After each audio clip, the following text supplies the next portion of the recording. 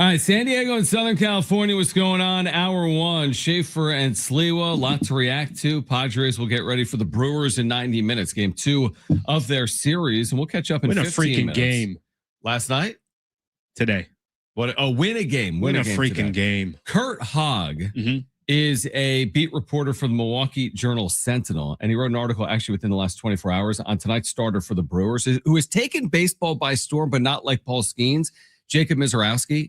I think if you're in tune, if you're paying attention, you know the name, but he hasn't transcended like Paul Skeens, but he throws 104. He's basically the starting pitching equivalent of Mason Miller. Yeah. And he will start tonight for the Brewers against the Padres. Good luck, Padres offense. Kevin Acee will join us at 4 p.m. We'll get into SDFC. They play tonight at 6:30. You can hear pre-match coverage right here on 760 at 6. Adrian Garcia Marquez, their play-by-play voice, will join us coming up at 4:30. So they fall yesterday. The Padres do, Alan. 6-4. Yep. We were here when it was 6-2. Padres had a run here, a run there, end up falling by 2. And it doesn't necessarily get easier, as we just referenced, because Jacob Misiorowski is as good of a starting pitcher as maybe there is in baseball right now to start the year. The offensive struggles remain a constant theme. They did score 4 runs yesterday. I don't know if it was the only story yesterday with the way Matt Waldron pitched. Yeah. But certainly another tough task here today, I would say as well. I think we're getting 6 in the first inning. I mean, that's my personal opinion. Yeah, it is. And they've had some moments, so far this year where they faced elite pitching and it hasn't fared well, right? So you're facing another starter. You had some stats from me on him that I think are worth mentioning. So for those who don't know, again, there's an absolute stud on the mound for the Milwaukee Brewers. But let's just see here. I think you were telling me, so Misiorowski averages a 99.5 mile per hour fastball, a 95 mile per hour slider. He's got a 2.5 ERA in 8 starts and is not allowed a run in his past 2 starts and given up 2 singles in a game against the Yankees last Friday. So they're facing the elite of the elite for an offense that's already struggling, already kind of trying to figure out some things. It is a tough matchup, but, John, I think this is kind of the beauty in the sport of baseball. We can watch the Padres.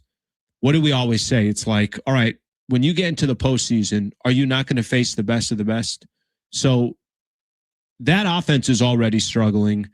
Maybe in a weird way, you go up, you kind of know you have such little margin for error. Maybe your game's a little tighter. Maybe it's, it's less loose. I mean, the starter that they faced yesterday, I think, had over a 5 ERA and had been struggling a little bit. And maybe this kind of forces them to be the best that they can possibly be because your margin for error is so small. Here is every pitcher in baseball history with a higher strikeout per 9 innings than Jacob Misiorowski through their first 8 starts of a season. That's not good. Kerry Wood. He's pretty good. There it is. That's the entire list of pitchers with a higher strikeout per every 9 innings. Really? Age 24 or younger through 8 starts. So there's some caveats there. But Kerry Wood in 2001 is the example. Now, to your point, the beauty of this sport is things that are not expected happen lot. All the time. It's not like, oh man, my 66-win OKC Thunder team went to Washington and lost to the 9-70 Wizards. Like that is so unbelievable almost to some extent. This stuff will happen all the time. Now, I wish I was saying that more about some of these players in this lineup. For example, Fernando Tatis Jr. In first innings, the Padres have really struggled in first innings. We talk about their general offensive struggles, or Machado, Tatis, Merrill, their struggles. Listen to this. This is fascinating to me. I didn't realize it was this bad. Tatis in first innings this year is hitting 0.94. He's 0.94. He's hitting 0.94 in 36 first inning plate appearances. He's had no power in the first inning. He hasn't hit it all. It's like, well, why aren't the Padres scoring early? They've been one of the worst teams in baseball. He's batting second, obviously, for them by and large. It's the same story, but it's a little bit different. And it's like, is tonight going to be the night? But I've said that all too often. I just don't know what to expect. It seems like, well, you're facing Misiorowski, Alan. You're not going to get it done. But again, it's baseball. So maybe they buck the trend. Yeah, we've seen this all the time, right? It's when you think, I mean, I don't know how many different times I've seen it's a matchup where I'm like, oh, it's perfect. It's Pavetta and they're going up against a bad team and they end up losing that game. Yeah, exactly. Or it's, go back to, you could look at any matchup this year or look at the last couple of years. There's a starter out there you have no confidence in, and then Padres find a way to put up 10 runs that game. So let's not forget the Padres ace is going tonight as well, and Michael King. And, obviously we know how good Michael King has been for the Padres. He's been phenomenal. So I think no matter what, he's going to keep you in the game. It's just going to be a matter of, can you get some runs off their great starting pitcher? And all of a sudden, Milwaukee's won 5 straight. They are one of the hottest teams in baseball. And meanwhile, as the Padres have kind of had this rocky stretch since Mexico City, they haven't been horrific, but like they're not taking advantage. Maybe less than 500, yeah. But they're not taking advantage of a Dodger team that has really struggled themselves. The Dodgers didn't win yesterday. They lose to the Giants again. The Padres remain a half game up. But we talked about this before the show. It feels as if, based on the way the Dodgers have played, that the Padres should be 3 or 4 games up right now. But they haven't taken advantage of an LA team that after their fast start, LA was red hot a week into the season. From that point on, they've been a 500 team. Yeah, it's almost as if, we could there's a few different ways to look at it, but I could sit here and tell you that, let me just pretend that you haven't watched the game this entire season and it's May 13th. And I could tell you that the Padres got a game in the NL West or a half game in the NL West, 7 games over 500. And typically, I think most Padre fans would look at that before the season started and say, hey, sign me up for that. Mm-hmm. Yes, I'm in. The context would tell you is, I think if you're the Padres and you would have a realistic shot at the division, when you have opportunities to grow a little bit of a gap, you better take advantage of it, because eventually the Dodgers are going to win games. Eventually they'll go through a streak where they win 10 of 11. And there's only going to be so many moments during the season where they're on a losing streak. I think they are right now, 4-game losing streak, or they've lost they've won 3 of the last 10 games, something along those lines. That's not going to happen very often. And if you don't gain ground, and if, you told me right now that the Padres are 2.5, 3 games up on the Dodgers based off of taking advantage of it, every Padre fan would feel good. But I'll take a step back here. Still 7 games over 500. I know they're not playing the best of their of baseball right now in regards to what we think they're capable of. I still don't think they're in an awful position, but you keep stacking some of these games here. They got a little lucky against the St. Louis Cardinals, if you want to call it that, and it just hasn't been clean baseball you could call it over the last 3 weeks or so. What's interesting, we'll get into Matt Waldron over the course of the hour. Maybe he's probably made his last start, would be my guess. Yeah, I think so. For the Padres, they have Lucas Giolito, who's going to be recalled, right? He's going to be activated at some point this weekend. Probably this weekend. Yeah, is that what they're saying? So, and Waldron's out of options. Now, here's the one thing I would say about Waldron. Mm-hmm. There's a chance he stays in the organization because who is claiming him? We'll see if he gets claimed or not. But Waldron even admitted as such yesterday, essentially saying, like, the way he's performed, it's just not good enough. He didn't give the Padres a chance to win. And I think we've now reached this point too. You're adding Giolito. Nobody's looking at Giolito like, here he is, man. Here's your Jacob Misiorowski. That's not who this pitcher is. I do wonder that even with the addition of Lucas Giolito, if you're AJ Preller, how much are you thinking about starting pitching right now? And adding on as you get into the summer months, you have no clue about Pavetta, or I don't. I have no clue about Pavetta. Musgrove conversation. So knowing all of that, I want to double down on starting pitching, man. I really want to double down on starting pitching, especially after watching, how that played out yesterday. Again, Waldron's not going to be a part of their future, but I can't guarantee that Lucas Giolito is going to be the answer just because Matt Waldron's not going to be in the rotation. Yeah, I think no matter what, you could look at it and you could ask the question, what do they need more of right now? Do they need another bat? Do they need multiple bats? Which, by the way, I don't know how they're going to handle this if things kind of keep going the way they're going. I think you could look at it one of two ways. I don't think you have enough starting pitching based off of what they currently have unless they get healthy. And you clearly don't have enough bats to make any real noise in the postseason based off of what you've already seen. So you almost need these next few months to get some further clarification of, like, what does Giolito look like when he comes back? Does Buehler get better as the season goes, or you kind of have you already know what you have? You probably already know what you have from him. Does Randy Vasquez continue to be the pitcher? Is there any positive news that comes about Pavetta and Musgrove?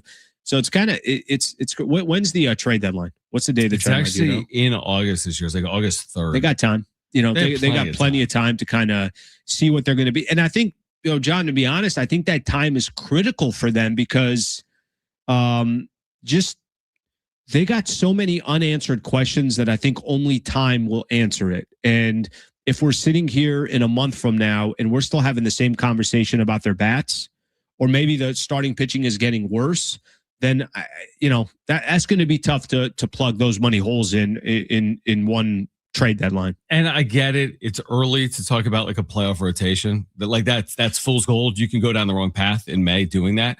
But I'll do it anyway for a moment. I think the concept is fair. I'll do it for a moment. And if you told me that your rotation was Michael King, Randy Vasquez, Lucas Giolito, or Griffin Canning, again, I'd feel all right about it. I don't think I would. Yeah, exactly. But I wouldn't feel great about it. That's my point. That's my point. And that's why I go back to what I was saying just 2 minutes ago, which is add Pivetta to that mix. Exactly. It's only May. That makes sense different. But if we know that Pivetta isn't going to be, we'll see. We'll see is the point. But the good news is Lucas Giolito is likely here this weekend. Maybe also the good news is Matt Waldron, at least for the foreseeable future, probably isn't in the rotation. And he hasn't been good enough.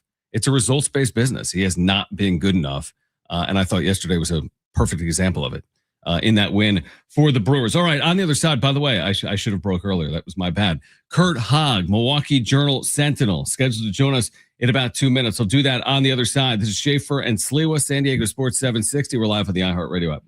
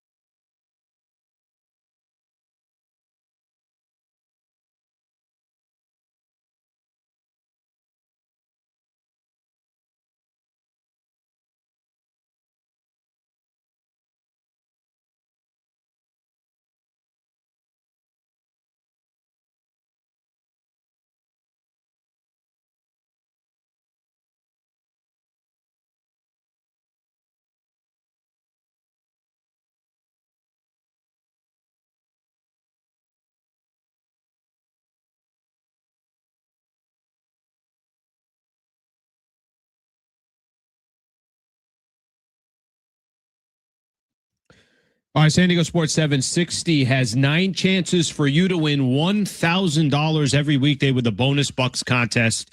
Listen every hour, 9 a.m. through 5 p.m. Listen for the nationwide keyword, then enter it at sportssd.com. Next chance to win $1,000 coming up soon right here on San Diego Sports 760. So we mentioned the fact that the Padres in Milwaukee playing game 2 tonight, taking on one of the bright young starters in the sport, Jacob Misiorowski. And Kurt Hog is the beat reporter for the Brewers for the Milwaukee Journal-Sentinel. And he's with us right now on San Diego Sports 760. He wrote a fascinating article within the last 48 hours on Misiorowski and just the type of pitcher he is, in addition to what you're seeing in terms of his successes. So, Kurt, we appreciate you hopping on with us.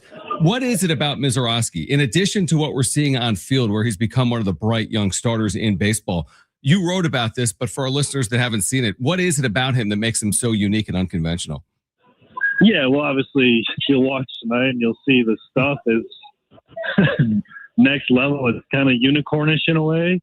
But the other thing that kind of is operating in his, I guess, this so far this year, it's been in his favor, is this is a guy who wants to be as fired up, as juiced up. Like, he wants as much as adrenaline as possible. Kind of like, it reminds me in a way of a football player, or maybe even like a big time basketball game. But even then, like, baseball is such a sport where you want to control your emotions for the most part, and breathe and be in the moment and not get too don't try to overdo it over 162 games. And the Brewers have kind of come to learn that, like, they want Misiorowski as animated and as juiced up for the game as possible.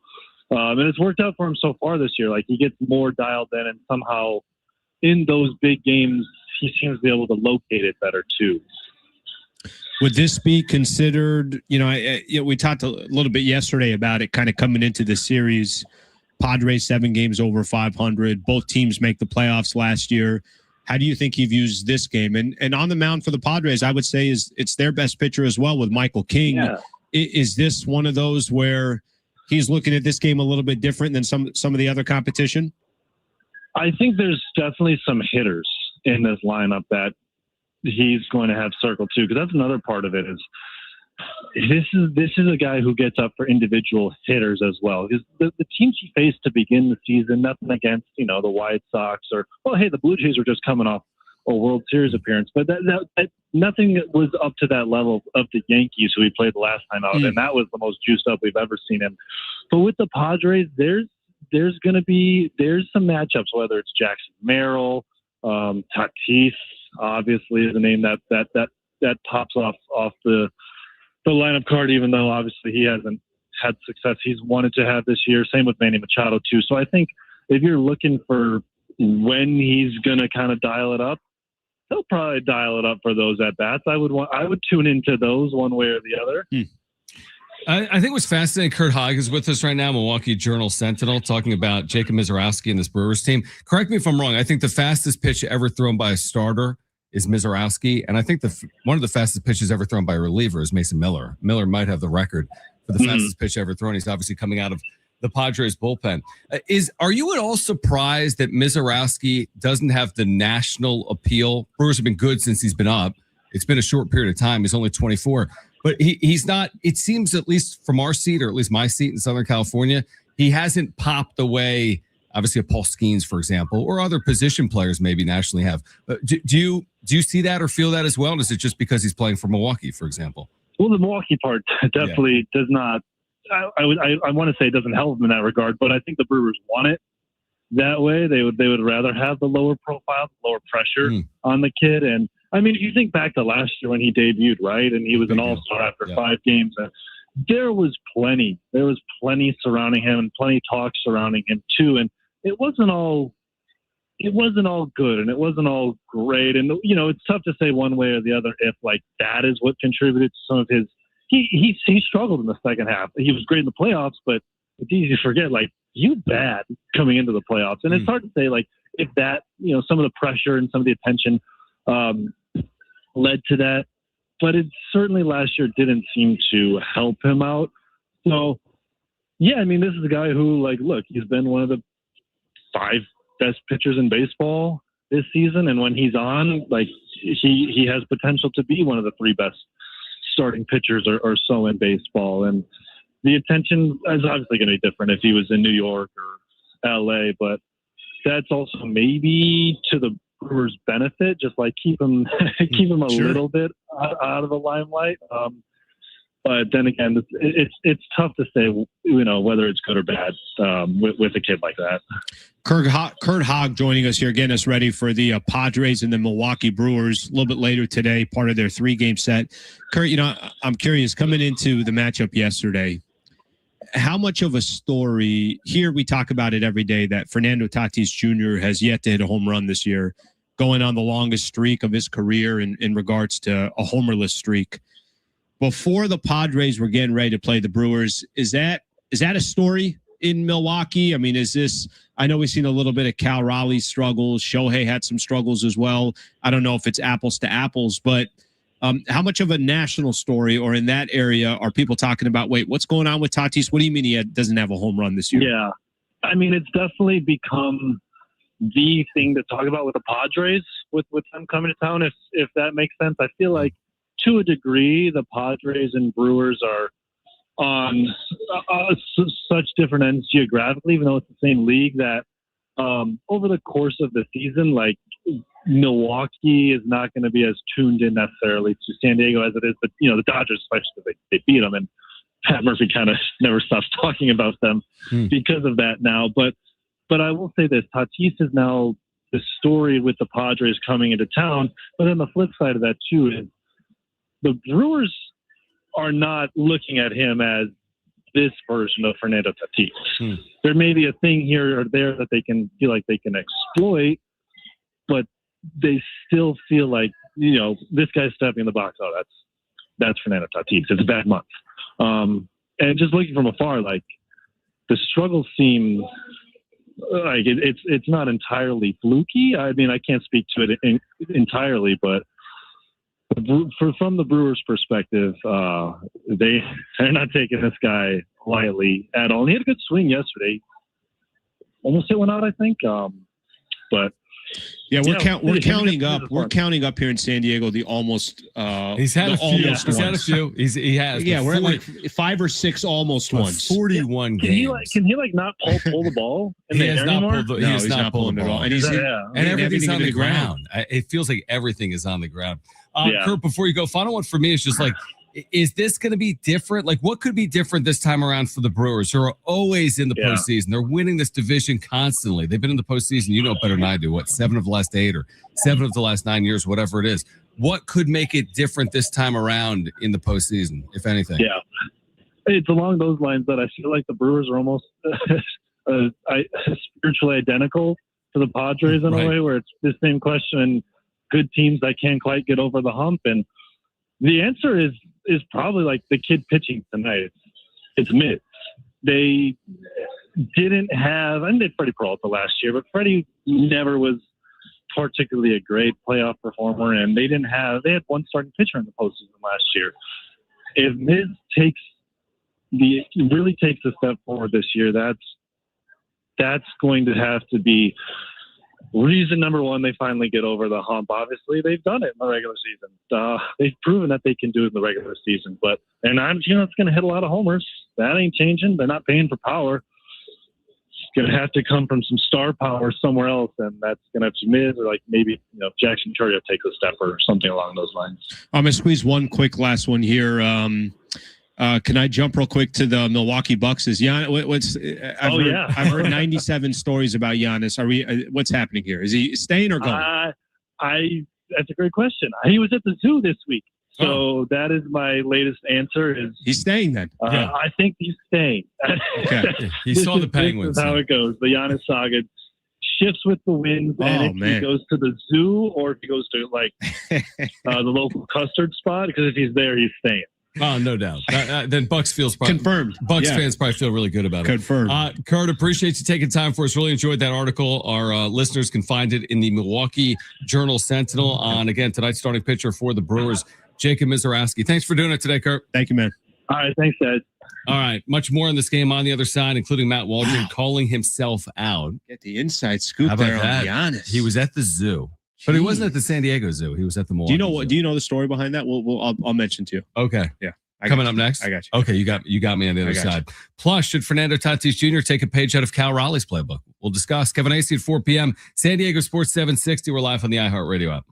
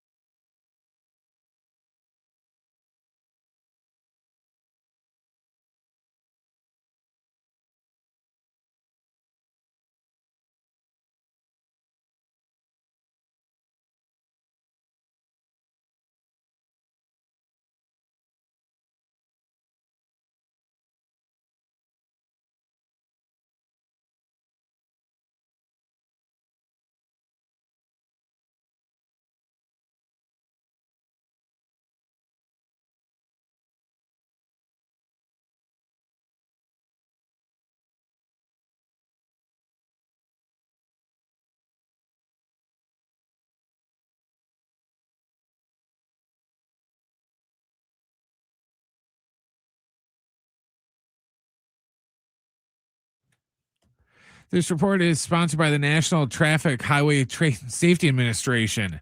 The Padres are in Milwaukee getting set for game 2 of their series against the Brewers. It's going to be Michael King going for the Padres and Jacob Misiorowski going for the Brewers. First pitch is set for 4:40. We only got one game in the NBA playoffs tonight. Cavs Pistons game 5 will tip off a little bit after 5 o'clock. And right here on San Diego Sports 760 at 6 o'clock, we got SDFC taking on Austin FC. Our coverage with Adrian and Darren will begin at 6 o'clock right after the show. You think a ticket for not wearing a seatbelt is the worst thing that could happen until you get in a crash. Suddenly a ticket doesn't seem so bad. Click It or Ticket, paid for by the National Highway Traffic Safety Administration.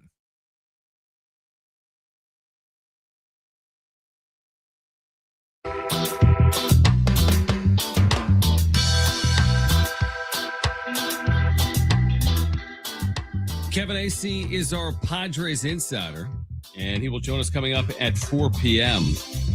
All right, so I did see something where someone on X was like, I saw Giannis at the zoo. Yes. Right? And then Giannis responded. He responded to him. That's why it was a story. Oh, because this dude took a photo of Giannis and said, breaking news, Giannis is at the Milwaukee Zoo. So that's it. He's in. Right. And then he goes, but I didn't bother him because I kind of want to respect him. Got you. Left it that way. Got you. Granted, I want to say this, like, you didn't bother him, but you did take a photo of him with his back turned to you. Yeah, exactly. You it's didn't causing bother a scene. But it's like, okay. And Giannis responded, I appreciate you. Oh, nice. So really Giannis, cool. And that's why the story of then he's back. Like the zoo. He's back. Yeah. He'll be back. Matt Waldron, all right, so he pitches yesterday for the Padres. Mm-hmm. He does not pitch well. He was quoted post-game by Kevin Acee as saying, safe to say my ERA and my numbers aren't too attractive right now, and I have no options. So, I mean, yeah, that's where I'll leave it. He's referencing the fact that he cannot be optioned by the Padres without being designated before he is optioned. And Lucas Giolito, as we've touched on here in the first 30 minutes, is destined for the rotation at some point this weekend, either Saturday or Sunday. Mm-hmm. So, you know, baseball's a funny way of working itself out. There's a world where he just ends up in AAA because he doesn't get claimed, or he's in another organization, and that's the last we've seen of Matt Waldron in the major leagues. Yeah, listen, if I'm being completely frank with you, I hate it for Waldron. I really wanted to see him, and I know he struggled last year. 2024, he had some success with the Padres, but he's pitched in, you know, a handful of games so far for the Padres this year, and what games can you really look for? I think my favorite storyline with him is when, I think it was in Colorado where he's like, hey, let me just kind of take this. Let me take this L for us. Let me try to help out. But Waldron just wasn't good. I mean, he had one start, and I think it was the same thing. He didn't have the start. Somebody came in, started the, I think, pitch 20. They tried doing it again yesterday. You just can't rely on him. And unfortunately for the Padres right now, he just didn't make it happen. And maybe if you didn't have Lucas Giolito, maybe if there weren't some other pitchers that you want to give more opportunities for, but you tell me how you justify keeping Waldron right now. And I think most likely that's not going to happen. I agree. And I have no problem being like the offense needs to be better or Fernando Tatis Jr. needs to do this. But in the same respect, I have no issue saying when you have a 9.28 ERA and you've had 5 starts, twice there's been an opener, but he's had 5 starts. Mm-hmm. It's just not good enough. It's a business of results in the major leagues. And I agree with you. If they didn't have other options and they were winning at a 580 or 600 clip, maybe they would find a way to navigate it for a further amount of time. But there's a reason they signed Lucas Giolito. You want to know why? Because the back of their rotation is a huge question mark, and Matt Waldron has proven that over the last month. And, you know, I give the Padres a lot of credit. We were talking about Giolito. This was early in the season, especially when Pivetta went down. It's like, remember there was a rumors between them and the Cubs, and Cubs have a lot of injuries as well. Well, they went out and they made it happen, but you knew it was going to be ramp-up time for Lucas Giolito. Right. And give the staff as much credit as possible because they're just trying to piece this thing together for as long as they can. The hope is that you got a starter in Giolito that can come in and kind of calm the water a little bit. Now, that doesn't mean even if Giolito is good, you still need Buehler. Obviously, there's still other guys that you need to step up, but Waldron, I just don't think gave you much confidence. So his outing yesterday was awful. Awful. And granted, it was one inning where all the damage was done. Even decisions, he had a comebacker come to him. He hesitated to throw it to third or second. That runner is safe at first. I mean, just Just didn't get the job done. That's it. He didn't. Now, I will say this about Giolito. Last year, the good news is 3.4 ERA was absolutely terrific. Now, he was shut down late in the year. He was not available. That's right. I think September after like September. The postseason. Yeah, he wasn't available after September. So that's the one caveat. Like, I'd feel really good if Giolito just had the full year and then didn't sign and was available for day one. But remember, he's coming off his own spring training now. He didn't have a spring training, so they just gave him 30 days. And he's had a little bit of an injury-riddled last couple of years where he really bounced back last year. I guess what I'm saying is this. I'm hopeful, but I still, just because he had the 3.4 last year, that's great. But he didn't pitch in September. Now it's May. I hope it looks the same as what he did last year. That's what I'm hoping for. And I don't know if that'll be the case or not. All right, let's just say he's not, what do they, let's look at this more from a realistic perspective. Okay. Can he be he's got to be better than Buehler. Right. So they're number 4 starter. I guess here's what no, technically they're 3 starter. Over Griffin Canning? Let's put it this way. If those two can battle right. for that number 3 spot, yeah, like that's really what you're asking for from him. You're not asking, he can't be their 5th best starter. I think he's got to be better than Walker Buehler. He's not going to be as good as Randy Vasquez. I mean, if you could just kind of be right in that middle of the starting rotation, which typically means, you're going to have more good starts than bad. That's kind of what they're asking for from him. Would you take his career numbers, which is a 4.3 ERA? A little high. It's a little high. Yeah. That's kind of my point. I love the 3.4 version a little high. that he showed last year. I'm with you on that. But 4.3, I'm with you. That's more in that like 4 to 5 starter. I agree. Than it would be the number 3 starter. Maybe somewhere in the middle. It's not a 3.4 and it's not a 4.3, but it's in the middle. Do you agree that he needs to be what they're going to ask from him is, we know exactly what we're getting from Michael King. We've kind of had growing confidence into Randy Vasquez. Sure. Can you be that third starter in that rotation? And if you can, I think the guy's doing his job. Yeah, no, I agree, especially at the money, by the way. And yeah, to your point, Randy Vasquez still has a 3.05 ERA. So they're doing well enough at the top of the rotation. Can they solidify strength in the middle of this rotation? We'll find out maybe beginning this weekend when Lucas Giolito is scheduled to pitch and be activated against Seattle in the Pacific Northwest. All right, on the other side, should Toddy take a page out of Cal Raleigh's playbook? All right. Alan says yes. We'll explain more on the other side. Plus, Kevin Acee will join us coming up at 4 p.m. Plus, we have a great giveaway for you today. It's tickets to see Rod Stewart on June 12th at the North Island Credit Union Amphitheater. Be listening for your chance to win those tickets. We'll give them away in the 4 o'clock hour. A pair of tickets to see Rod Stewart June 12th at the North Island Credit Union Amphitheater. Kevin Acee, our Padres insider, at 4 p.m.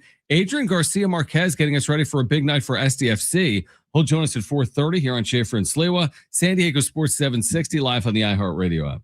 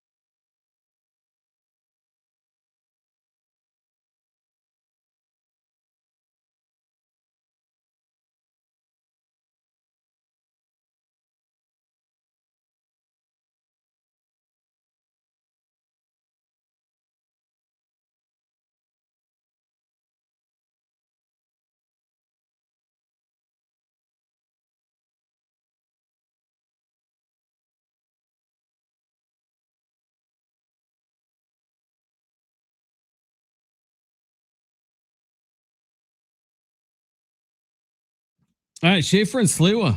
San Diego Sports 760 on this Wednesday afternoon. Padres Brewers coming up in an hour. Kevin Acee joining us in 15 minutes. Rod Stewart tickets we'll give away in the 4 o'clock hour. You sent this to me. I did not realize this.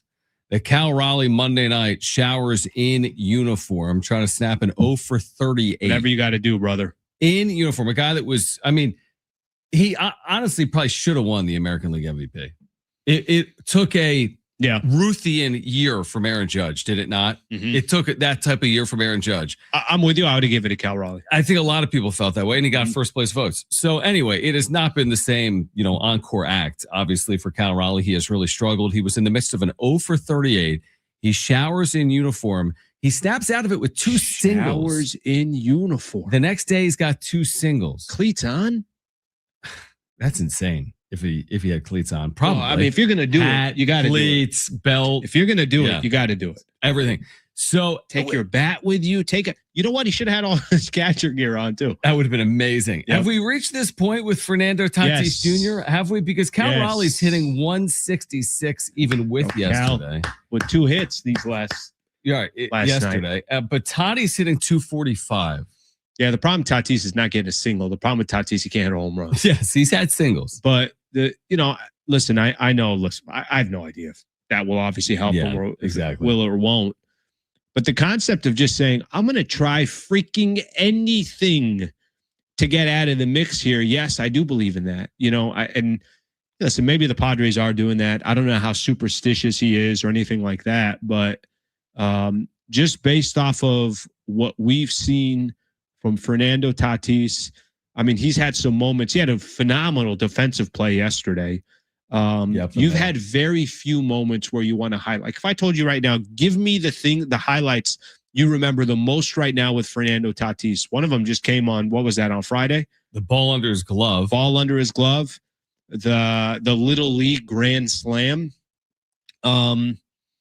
What are the highlights of Tatis this year? He had a walk. He had a walk before Machado's walk-off sac fly. There it was. Those are the top 2 moments. The walk before the walk-off sac fly and the ball under his glove. They have Tatis, I love you, by the way. I just want you to know this, okay? What I'm about to say. But they have like during Padre games, right? They got these just Mason Miller striking out and he's just pumped. He's getting excited. Machado maybe hitting a 3-run homer. I want Tatis to be ball 4. And I want him to be just like throwing his bat and walking over to first. Dude, it's been that. Those are the season highlights. Now, I will say this. Here's my question. Yep. Would you trade seasons with Cal Raleigh if you were Fernando Tatis Jr.? I need both. I need both sides. How many home runs does Cal Raleigh have? Hit 7 home runs. He's hitting 166 with 7 home runs and 18 RBIs. The issue is his on-base plus slugging is 573. Oof. Tatis is hitting 245 with 0 home runs and 15 RBIs. His on-base plus slugging is 616, about 40 points higher. They've both been awful. Yeah, I'd rather cancel them both out. Yeah, I would take the middle. If I was Tatis, I'd be like, I wish I was hitting 215 with 4 homers. Yeah. Over this. Yeah. That's what I think he would say. The average comes down, but you got some bombs. And I don't know how it ends. That's the thing with baseball. People are like, well, it's not going to get worse, John. It's not going to get worse, Alan. But how do we know that? Brother, how can we assure ourselves? Listen to me. How long ago was it when they started that series in Colorado? How long ago was that? A while. 3 weeks? Yeah, something like that. Do you remember what we were saying going into that series? He's got Colorado and Mexico City to hit a freaking home run. That was so long ago, and he still hasn't. So every time we said it's not going to get worse, it's got worse. Because, by the way, every game that goes by that he has less influence in a game, or it's another talking point. Guy we just had on in Milwaukee, I'm like, hey, is anybody else talking about Tatis, or is that just us in San Diego? He's like, no, that's a story even out here. Yeah, right. Yeah, it has. It's crazy because my voice got high. No, not really. Got excited. Like a year ago, Tatis, even with some of the limitations on offense, I mean, he was obviously a lot better than this. Yeah, he still had a 6 WAR season. Now, a lot of that was his defense. He's jumping over the wall and making plays, right? This year, he has a 0.1 WAR. So not to times that out by 4 and say that's the player he'll be, but if you did it, he's pacing for a 0.4 WAR season. Sure. Last year, he was a 6 WAR player. Like, it's just insane the regression for a full quarter of a season. I wasn't even singing his praises last year, all year, and he had a 6 WAR. And this is now where he is, coming off a year in which it wasn't like he had baseball's best year. That's not what people were saying last year. Since I moved closer to you, I'm using the mic closer to you. When you point at me, I feel the air of your hand on like my neck. Like this? It's very close. Like you're getting very close. You're trying to get my attention. No. I use my hands. Yeah, but you're like this. Like if you look on the YouTube. Yeah. I almost feel where you were finger, sitting previously. I almost feel your finger like going by my chin. Behind the curtain. Alan was in a corner seat. No, day 1, he sat right where he is right now. Yeah. Then by like day 3, he's like, I kind of like this setup over here more. I'm like, yeah, I like that. Because the purpose, I want to be able to look at you. That's the thing. And right now where we're sitting, I can't. Well, you can, because who cares if you're looking at me or not on the street? Like I care about my neck. Like I need to wear. You ever see those people that like they get in a car accident and they're okay. Like it's about the neck. I didn't injury attorney and like you got to wear it to your court case. Right. It's going to be me here in another week. Right. The issue was you went over there and then the mic wasn't working. One's not working. That's a problem. It was a big problem. That was a problem. So then you moved. It became a little bit of an issue here. I agree. So I just said, you know what? I threw in the towel. I know. I'm like, I'm just going to come back here. Now we do have got some new cameras that we're working on here. Yeah. This is a phenomenal camera. Once I get this thing properly set up, these are beautiful cameras here. Yeah. Okay. I think there's a solution, Alan, that I'm going to tell you at the break. Okay. That isn't right now, but I think I have a solution. All I'm saying is like right now, I feel like we're sparring. And every time you put your hand out, it's like a jab to my chin. Relax. Yeah. See, I still think we could. Yeah, we'll have to figure this out. It's a bit of a work in progress over here on Schaefer and Sliwa. All right. So Kevin AC will join us coming up at 4 p.m. Adrian Garcia Marquez, voice of SDFC, will join us at 4:30. Can I just say this real quick about Adrian coming on a little bit later? They're winning tonight. That's it. Enough is enough. Tonight's the night for SDFC. SDFC has 2 games this week. At home. Got a game tonight. Got a game coming up Saturday. Critical. They get those 6 points. Now, I know people can say, oh, it's early in the season, this, that. No, you just want, brother, you know what they need more than anything else? Just some momentum, a little bit of a vibe. I mean, you know this because you were sitting in the seat last year, and I know it was their inaugural season, but it was a freaking pretty cool year last season. Yeah, it was. Watching SDFC kind of making their imprint into San Diego. The big reason why that was able to happen is they were getting W's. They were in the mix. You were kind of looking at the standings. You know, like, wow, look how great SDFC is. What'd you say? They're 12th, 13th right now in the West? I think they're 13th in the West. And you're not that far from a points perspective, but they just need some momentum. Yeah, they haven't won a match since March 7th. My son was 6. His birthday was March 8th. I mean, it was forever ago. Right? It's been over 2 months since they've won a match. I was working in a different market at that point. And I was like, I mean, a lot has happened since March 7th. I was a senior in college. I was a senior at San Diego State. Now, here's the thing. If they win tonight, they are tied for 9th place in the West. Mm-hmm. Now, depending on what these other teams do, I guess. Yeah. And if they win twice this week, they're clearly in playoff position. Okay. You know? You can get some damn momentum. They've played 12 matches, so we're not yet at the halfway point, but within the next 4 or 5 matches, we'll be at the halfway point of the season. Then they get the long break for the World Cup, by the way. You have to win some matches before the break for the World Cup. Otherwise, it's like forever. Brett, is it impossible to try to find Adrian's call during the LAFC game when they tied it at 2 apiece and he just said, go? Is that hard to find? Based on that reaction, I would say yes. Unless there's a folder of goals. You know, just we're going to have him then replay it. Maybe Mike because Usher has that. Yeah, Mike would have it. His call is how every single San Diegan felt when that goal went in against LAFC. Go. Well, here we go. I had to listen what minute twice. Was it in? Didn't Darren say like the 100th minute? 97th maybe minute. They had like 9 or 10 minutes of extra time. That's like ridiculous, by the way. In one other sport, here's a pet peeve of mine. Okay. Every other sport, we're like, oh, there's 0.2 seconds left on the clock. Soccer, like, 10 minutes. Yeah, roughly. Right. It's up to the discretionary of a ref. Imagine the guy that. blows his whistle to end the match.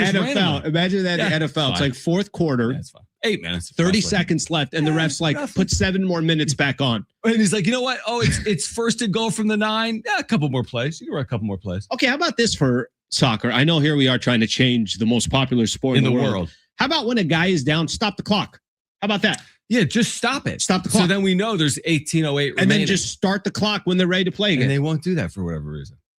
Isn't that interesting? Probably not the first ones to come up with that idea. No, we're definitely not, but it is interesting. Seems like a simple solution. There's our World Cup segment for actually, I think this year, by the way, in the World Cup, when it's coming to the States, they're going to have a water break in every half of every game in the tournament for the first time. And a lot of people think it's because of TV to get ads in. Oh, of course. So 22 and a half minutes in, I think, to the first half and 22 and a half minutes into the second half, they're taking a break. Oh, you think they care about the player? Right. No, that's definitely. That's about TV, right?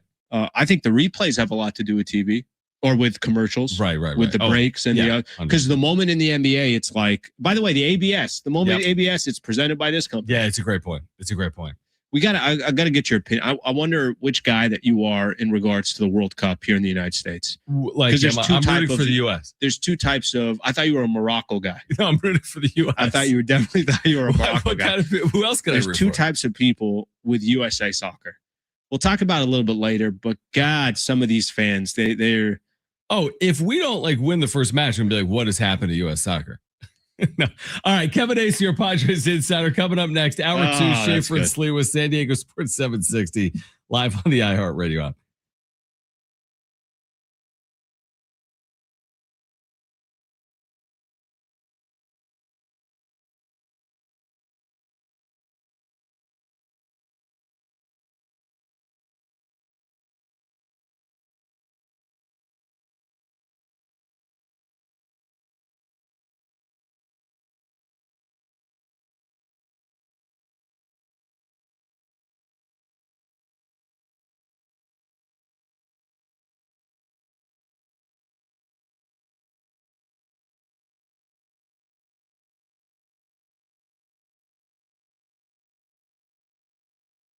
What?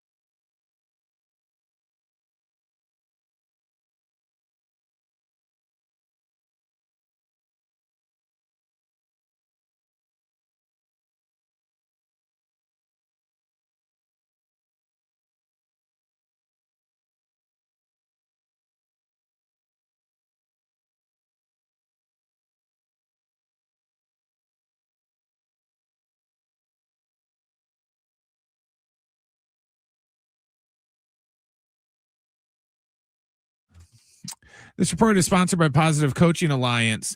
The Padres are in Milwaukee for game 2 of their series against the Brewers tonight. It's going to be Michael King going for the Padres and Jacob Misiorowski going for the Crew. First pitch is set for 4:40. We only have one game in the NBA playoffs tonight. We got Cavs Pistons game 5. They're set to tip off about a little bit after 5 o'clock. And right here on San Diego Sports 760 at 6 o'clock, we got SDFC taking on Austin FC. Our coverage with Adrian and Darren will begin, like I said, at 6 o'clock. If you have questions about youth or high school sports, Positive Coaching Alliance can help. PCA builds better athletes and better people through sports. Info at positivecoach.org.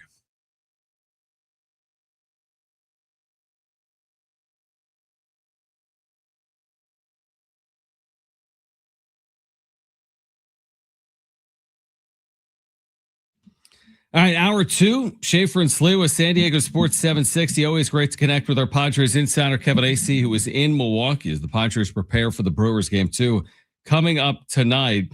Kevin, you had an interesting note in your newsletter today about opposing starters against the Padres compared to everyone else, right? Where you basically said that opposing starters have a 3.29 against the Padres, but those same starters have a 4.31 ERA against everyone else. Which is just basically proving the point that we've talked about all year long, that this offense hasn't yet fully been ignited.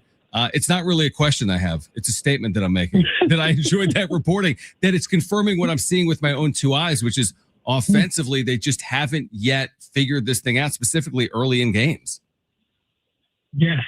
And no one has been able to give me an answer, really. Now, look, they've talked about their preparation, and they talked about being surprised by some pitchers. And I want to make sure that that's could that be that the hitting coaches need to do a better job? Sure, it could, and I'm asking about it. But also, starting pitchers have gotten better, too. And, they have pitched the Padres differently because they can.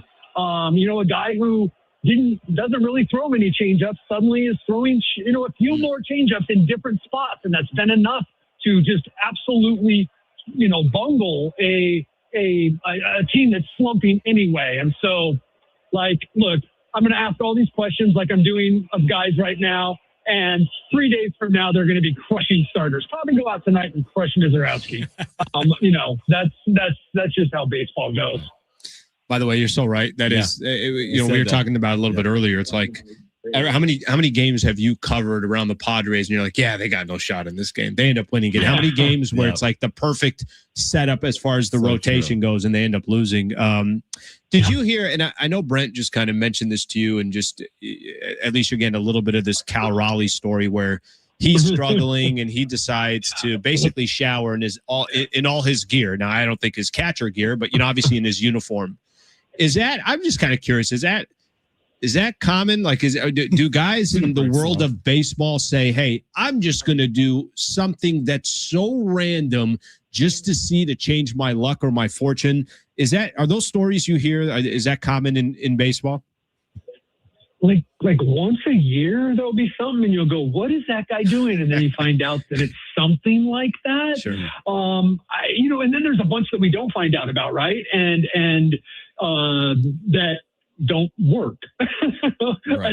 as if that's why it worked anyway. But it's, maybe it did because that's what Cal Raleigh believed. I don't know. But yeah, they do baseball as much as anything, though I saw a little bit in football. The superstitions, boy. Yeah. Let me ask you this, Kevin. I'm curious to get your thoughts. We just talked about this a few minutes ago. Would you rather have Cal Raleigh's year, 7 home runs, but hitting 166? I mean, he has been awful. Or Tatis, where you've actually hit 245, but everyone talks about the fact that you haven't hit a home run. Oh, boy. Or what would Tatis, what do you think Tatis would rather have? Maybe, is the question I'm asking. Yeah, I bet you he'd love right now in the situation that he's in and the frustration and all the questions and everything that goes along with this. He'd rather have those 7 home runs right now. Yeah, you're right. But I think when he sits down and he logically thinks about it and he thinks about how he is close, or he can tell himself he's close, and there is a little bit of evidence that he's close, and there has been almost all year. that he would rather have this, right? Sorry, I got lost in the question too. I'm like, do I want a catcher? Do I want a guy who can play every position on the field? I got lost in the question. I'm sorry. But I really believe that in this moment, this guy would give like almost anything to have 7 home runs. And I wonder what we would be saying, right? Like, when were those home runs? Did they help them win games? Like, that's what's always so funny is we always think that this other thing is better or would be worse. And it's like, well, what if 3 of those won games? Would you take the 167? Because right now we're all talking about it, right? Like, you take 20 points off the batting average for him to have 5 home runs. Sure. Kevin, I know we still got a few days, but if Lucas Giolito gets that opportunity to pitch for the Padres this weekend, what are proper? John and I were kind of trying to figure out, hey, what's a proper expectation, right? Like, I don't think it's safe to say that they're not getting an ace. I don't think, but the hope is he's not, the 5th best pitcher in the Padres rotation. What is a good expectation you think for Lucas Giolito when he eventually comes in and starts helping the Padres out? If he's the 4th best, if he's the 3rd best, I think that's absolutely fantastic. And they got their money's worth. And he probably made himself a little money because earning some of those incentives. He's not an ace, but I will say this: like, I would think that my hopes would be high for a guy who's going to grind for you, who's going to go out there and give you 5 and do everything he possibly can to give you 6. That's who he is. Now, what's his velocity going to be like? And I think that's a big thing that they're going to be looking at. Can it get better from when he first gets here as he builds up? And so that's going to be a big kind of unknown because I guess it's not great now, which last year there was a little bit of an uptick and that helped him. If he's like the 4th best guy, if he slots in there and he's better than Walker Buehler and Walker Buehler's your number 5, it's like, okay. I think that, look, I still think that if they keep getting this rotation, but their offense picks up, then I think they're a playoff team. And I don't know that there's really any doubt that there's a playoff team. Are they a deep playoff team? I don't think so. They need another better pitcher. Yeah, it's interesting you say that. Kevin Ace is our Padres insider. I was about to ask you, if you looked ahead and said at the deadline they were a good team, like they are now, again, we don't know where they'd be, but let's just say a playoff position team, would your first order of business be another starting pitcher to double down there? Or would your first order of business be, can I find a bat that is capable of providing some slug?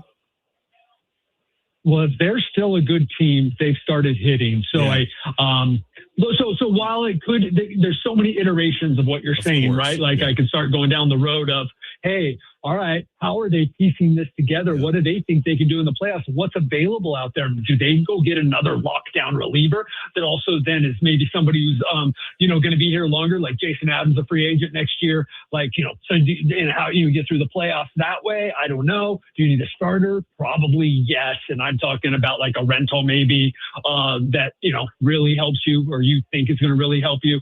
My first inclination is to say that if they're, 8 games over 500 at the trade deadline or around that time, their offense has come together. That doesn't mean they can't use another bat.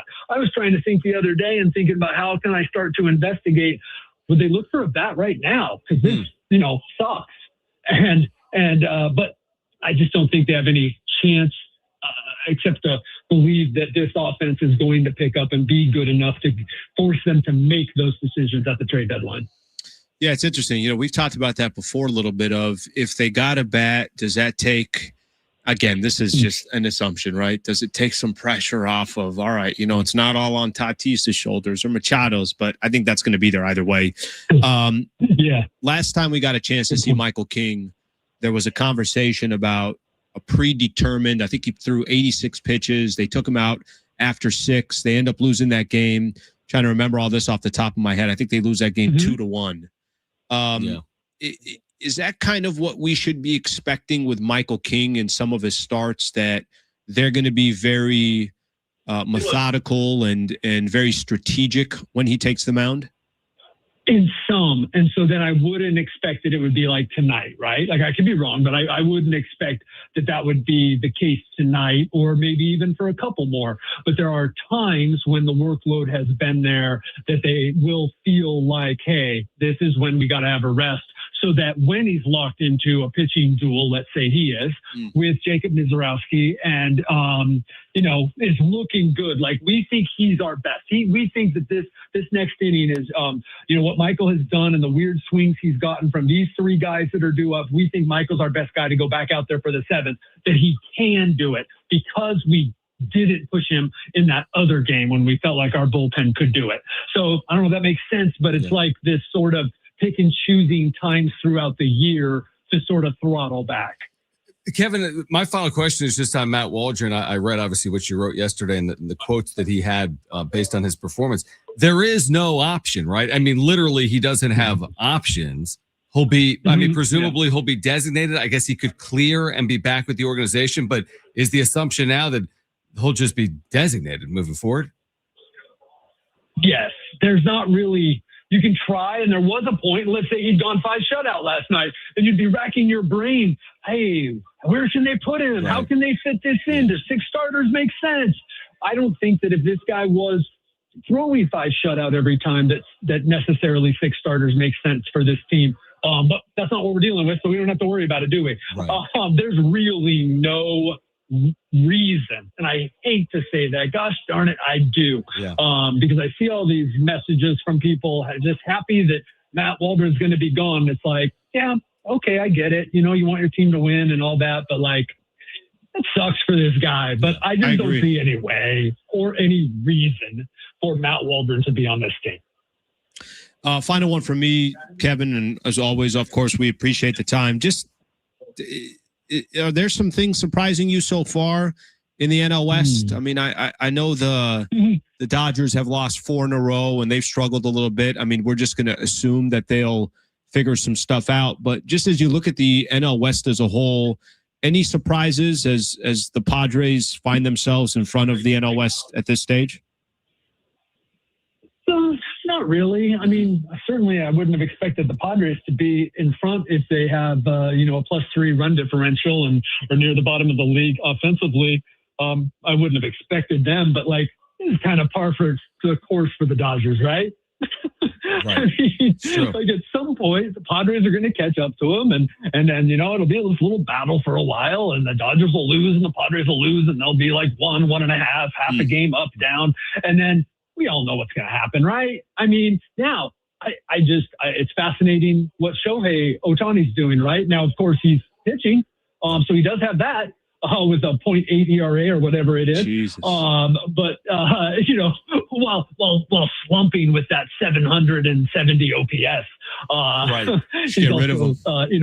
He's also in the, if he pitches enough, he'd be a Cy Young consideration. No, I can't say that. And that doesn't make me, I just didn't think the Giants or the Diamondbacks were very good. I think the Diamondbacks are good enough and I think their manager's good and they've gotten good enough players to hang around. Yeah, I think pretty par for the course. And I hate to say that and be that guy where it's like, this is just what the Dodgers do, and they're going to end up winning the West. Now, I am surprised, like that article you guys told me about last week, and just the fact that I think just now people are kind of like starting to sort of notice the Padres and ask questions about them nationally. I do think that if this offense picks up, the Padres could actually challenge the Dodgers. I don't think they can beat the Dodgers in the West over 162. I don't, unless there's all sorts of injuries and stuff like that. But I do think they can challenge them if their offense gets together. And at this point, like every day, that if grows bigger, right? So We'll see. Well, Ohtani's ERA is all the way up. It's ballooned to 0.97. I mean, it's just completely ballooned at this point. It's almost a run for every 9 innings, an earned run every 9 innings, incredibly. Kevin, we appreciate you taking time for us. We'll do it again later in the week, and thanks for hopping on. Right on. See ya.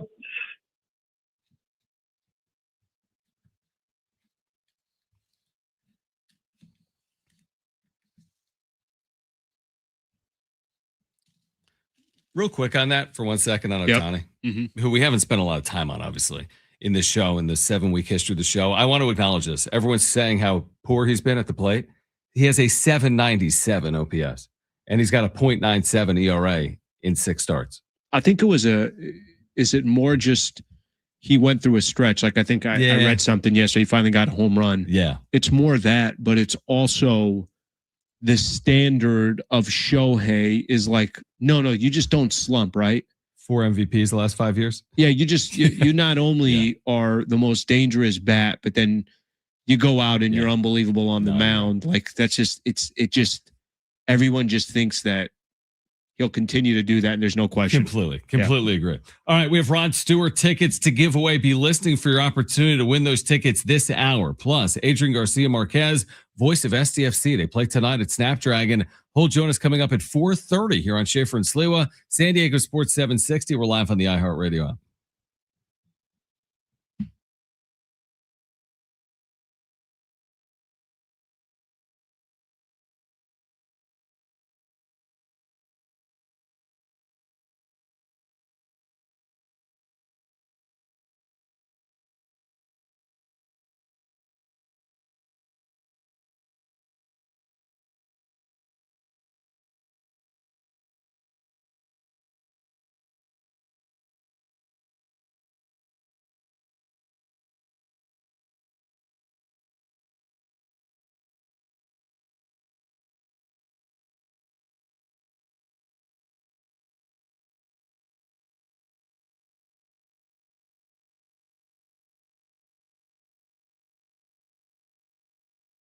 Hey guys, it is Schaefer again for my friends over at the all-new Jamul Casino Resort, the Players Place. You will love their hotel and spa. You really will. You can experience elevated luxury with their refined hotel stay and their rooftop relaxation, indulgent spa treatments, all the excitement of Jamul Casino Resort seamlessly brought together in one unforgettable destination. Or you can take your stay to the next level with exclusive hotel packages crafted for the ultimate escape. Check out all their dining options, whether it's Jamul 23 or Tony Gwynn's. At Jamul 23, you can find lobster buffet every day. Enjoy all-you-can-eat lobster every day, plus dozens of other delicious stations. You can start your morning with their new signature breakfast buffet, Monday through Friday, 8 to 10:30 a.m., featuring made-to-order omelets, fresh fruit, and sweet and savory favorites. And at Tony Gwynn's, you're going to experience endless dining Wednesday through Sunday at Tony Gwynn Sports Pub at the all-new Jamul Casino Resort, the Players Place.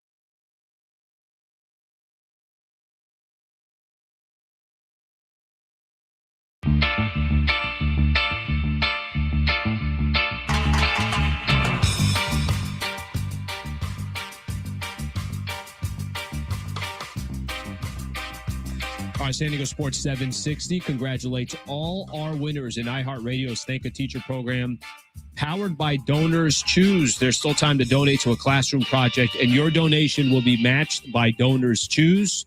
Help us say thank you to educators shaping our future now. Make sure you go to this website, iHeartRadio.com/teachers. Again, that's iHeartRadio.com/teachers. All right, we have Rod Stewart tickets that we'll give away this hour. If you like Rod Stewart, you'll have a chance to win 2 free tickets to see him coming up this hour. At 4:30, in about 10 minutes, actually less, Adrian Garcia Marquez, voice of SDFC. Here's a general question I have for you as we touch on the NBA for the first time today. Game 5 tonight between the Pistons and the Cavs. Game 5 tonight, and a lot riding on the line. I mean, you and I almost flew to Detroit for this. You really should have flown. Yeah, it's in Detroit. It's in Detroit. We could have done the show remotely. That's what I thought. Detroit. That's what I thought. I would have been in San Diego. Yep. But I don't necessarily want to talk about that. I want to talk about the general idea that has been discussed ad nauseum in the history of basketball around dynasties or good teams. Is that good team bad for the league?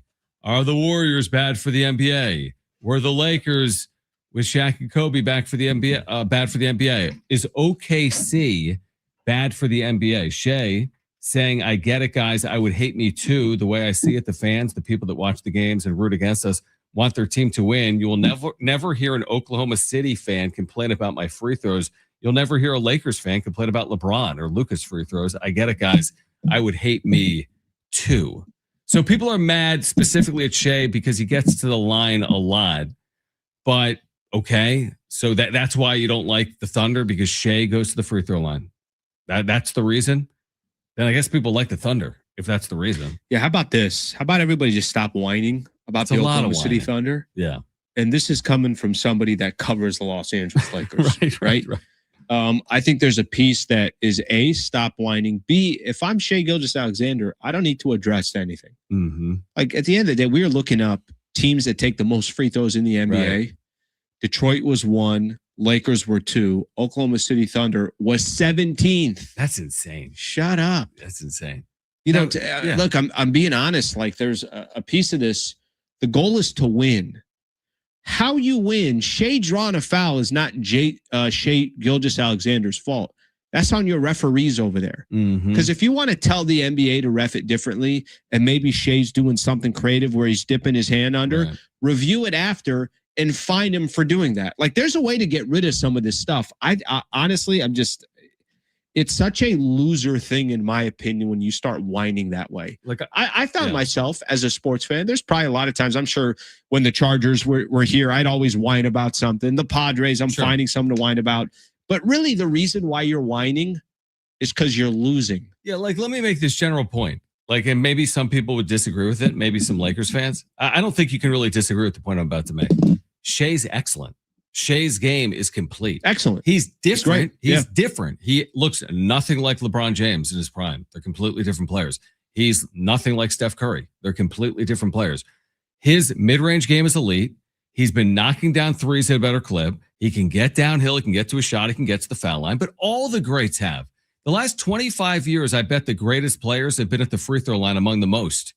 I bet Kobe Bryant went to the free throw line a lot. I bet LeBron James has been at the free throw line a lot. Luka, Shea, like that alone could not be the critique. The most free throws ever attempted by any player in the history of the NBA has to be LeBron James, for example. So I'm with you. I think it's a lazy take, and it's meant to take away from who Shea is as a player, which is a very good player. And there's a reason why they're winning. It's not because of the officials. It's because he's a very good player on a very good team. Well, so I'm reading one of the comments here in the YouTube chat. NBA is too soft. Flopping is lame. I don't disagree with that. Sure. Like I think they said there was a stat you and I were looking at. The whistle is blowing 11% more during the postseason. That's not a good product, by the way. Right. You want these guys to play.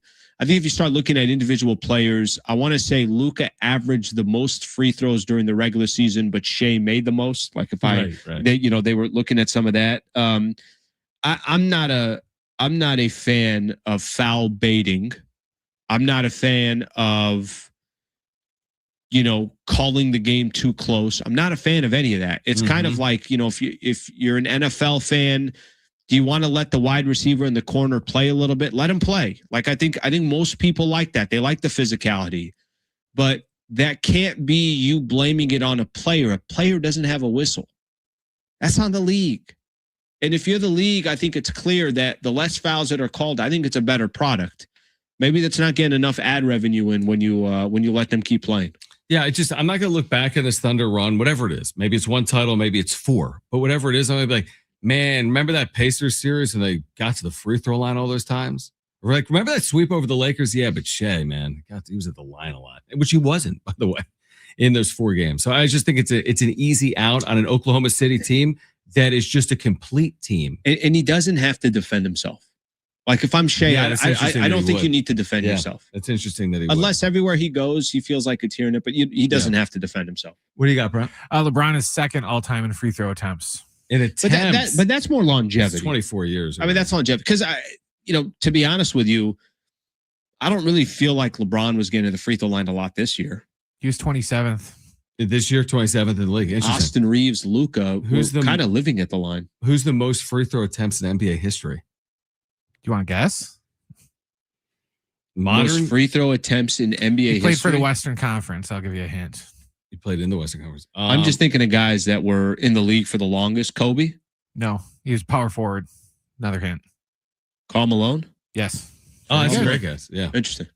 Yeah, that's interesting. All right, on the other side, Adrian Garcia Marquez, SDFC has an opportunity tonight at home at Snapdragon Stadium at 6:30. You know what we should ask him? About Karl Malone's free throw attempts. Yeah, absolutely. Well, he calls everything. Adrian calls everything. Well, he was in LA for a while too, doing the. He would have an opinion on it, I think. Adrian Garcia Marquez, voice of SDFC, next on Schaefer and Sliwa.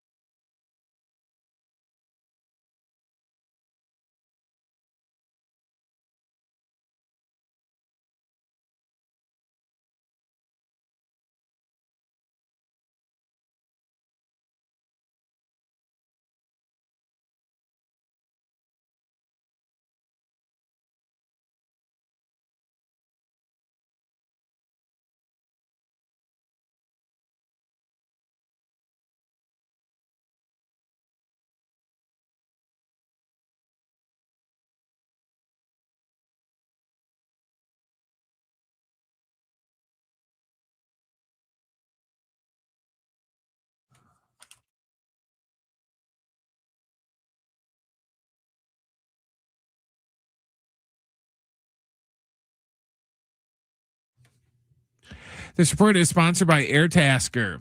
The Padres are in Milwaukee getting set for game 2 of their series against the Brewers. It's going to be Michael King going for the Friars and Jacob Misiorowski going for Milwaukee. First pitch is set for 4:40. We only got one game in the NBA playoffs tonight. We got game 5 between Cavs and Pistons. They will tip a little bit after 5 o'clock. Right here tonight on San Diego Sports 760 at 6 o'clock, we got SDFC taking on Austin FC. Like I said, our coverage begins with Adrian and Darren at 6 o'clock. Meet Chris. He's handy with tools and tech and likes earning extra income on his own terms. With Airtasker, he chooses which task he wants, when to work, and names his price. Download the Airtasker app or go to airtasker.com. Airtasker, get anything done. All right, Brent just mentioned it. SDFC tonight down at Snapdragon. They're all big, but SDFC could surely use a win. Adrian Garcia Marquez, the voice of SDFC, back with us here in the home of SDFC, San Diego Sports 760. Adrian, we appreciate you hopping on. John Schaefer and Alan Sliwa. Let's just start with the general question. How badly does this team need a win right now? And thanks for doing it. No, first and foremost, thank you for the invite. And Alancito, man, a long time. What's up, Adrian? What's doing, buddy? Welcome back to the finest city. Yes, sir. Right there con El Gran John. It is a must win. And Manu Dua, you're going to hear him in the pregame show inside the 6 this evening. He breaks it down. He literally stopped short of being Joe Namath and guaranteeing a win tonight because they need it. And they're going to get it, and they're going to hunt it down. And I have all the confidence in the world, in this club, in the attitude. They haven't been that far off, guys. If you're watching, it's little lapses, little moments. You let your guard down for half a second, 4 games in a row where you let your guard down for just a little bit in those last 10 minutes, and boom, they come back and bite you.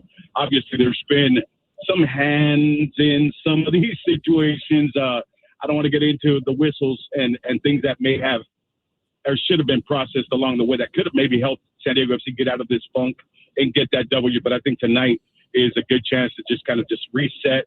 Everything's been going in the right direction, and I think this team is primed and ready to get their 3 points, get that win tonight in San Diego.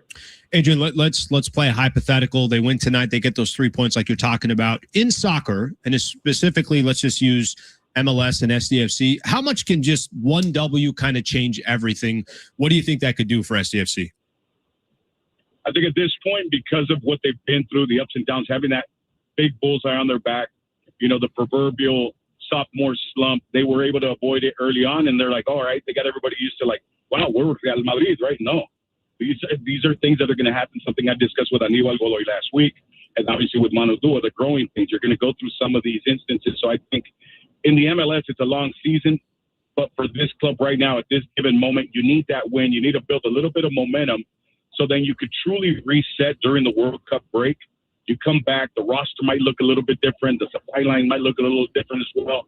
So now you're primed and ready. You're not that far off. You're in the hunt still. And then you go on a nice run. And that's what's been missing, that SDFC consistent winning run to get back on there. We saw it last year. They're very capable, but some changes need to be made, some adjustments. And I think a win, though, to answer your question, will kind of rectify things to put them back on that track.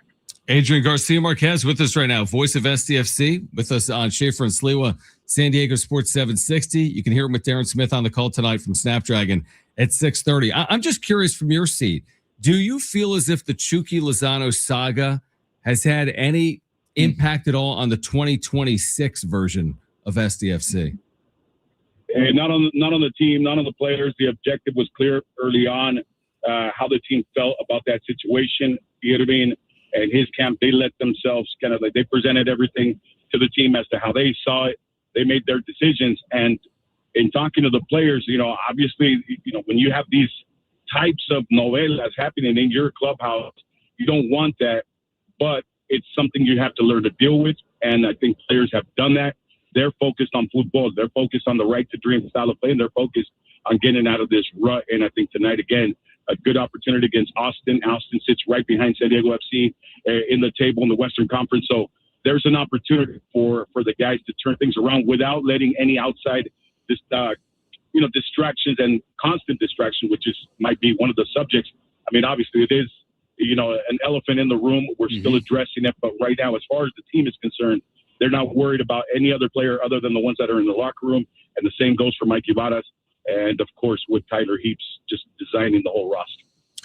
Adrian, I think coming off of the success they had last year and obviously getting to the Western Conference Finals, when you look at where they're sitting today, so they're 13th in the Western Conference, just kind of curious from your perspective, at this stage of the year, and I know it's still very early, what's the goal? Like right now from a standings perspective, can you paint a picture of, hey, they should, from a standings and looking at some of the teams in front, like what can you tell us what, I know they'll stop here once World Cup starts, but what do you think is the proper realistic goal in the West?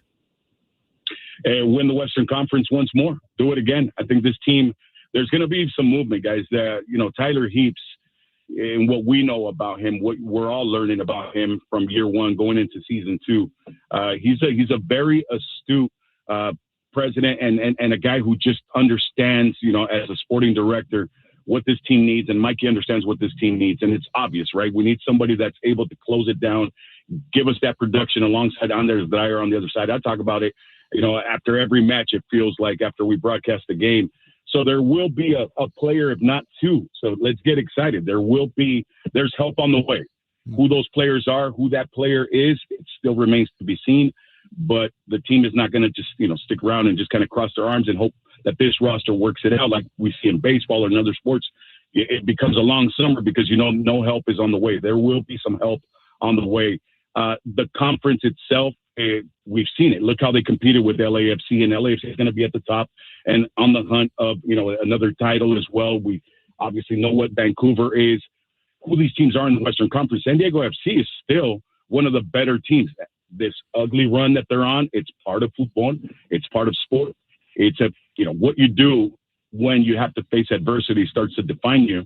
But this team is defined by their relentlessness, and I think they're going to remain relentless, and it's going to show at the end of the season.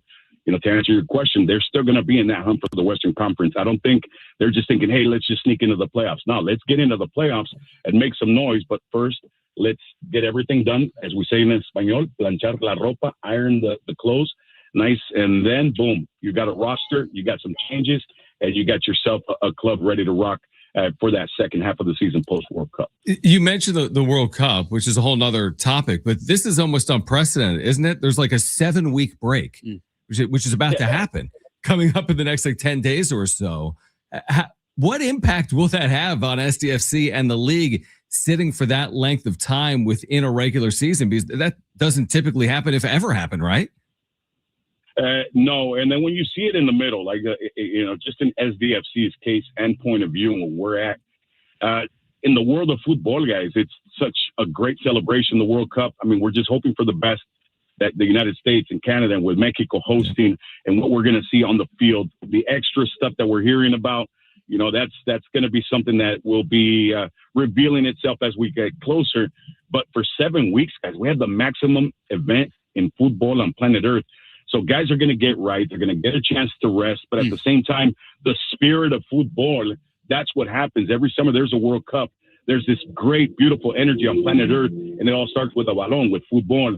And we all kind of get caught up in it. And I think that that's going to also help push as an impulse the love for football, the language we all speak on planet Earth. That's going to help ultimately San Diego FC. And a lot of the teams are going to get to rest their players. There a lot of talent is going to be playing in the World Cup. Manodua, is trying to get to Ghana. We discussed that as well and said the 6th later on today. It's just a beautiful time when you have the World Cup, and I think it energizes players as opposed to maybe dragging them down. Adrian, this is a little bit more of a bigger picture question, but you are, you're from San Diego and obviously proud of your roots in SD, and just kind of looking at what the potential is for SDFC in San Diego. I thought it was one of the coolest, moments that we had. I know it's their first year representing San Diego, first year part of the MLS, but what a cool playoff run that was last year. And this is with just, you're trying to gain equity within the city and everything else. What's the potential you think of SDFC 5-10 years down the road, and how this brand can grow in SD? Hermano, the potential's always been there for those of us, like you said. I was born and raised in this city, played football in this city at all levels, and it's, my friends, familia, you name it. There's football is in the veins in San Diego. and the Finest City was just waiting for their opportunity to have an MLS club. I made as a San Diego kid, I made this pact with the universe. I will never love a soccer club again until they bring the Soccers back, or I get an MLS team in San Diego. So forget Barcelona, Real Madrid, Liverpool. That I love watching it. I enjoy the greatness, but I made a pact that I would never get into a team until San Diego had their team, and we have it. And it just look, San Diego FC. You've been there plenty of times. 22K is the max here. On average, even on a night that there might not be everybody in the building, but 24, 23, 25, on a good night, 26, 27. I mean, it just goes to show you this city was ready, more than ready. So the future of football in San Diego is bright, and as bright, maybe brighter than a lot of other places. And with the academy being what it's going to become, I'm excited.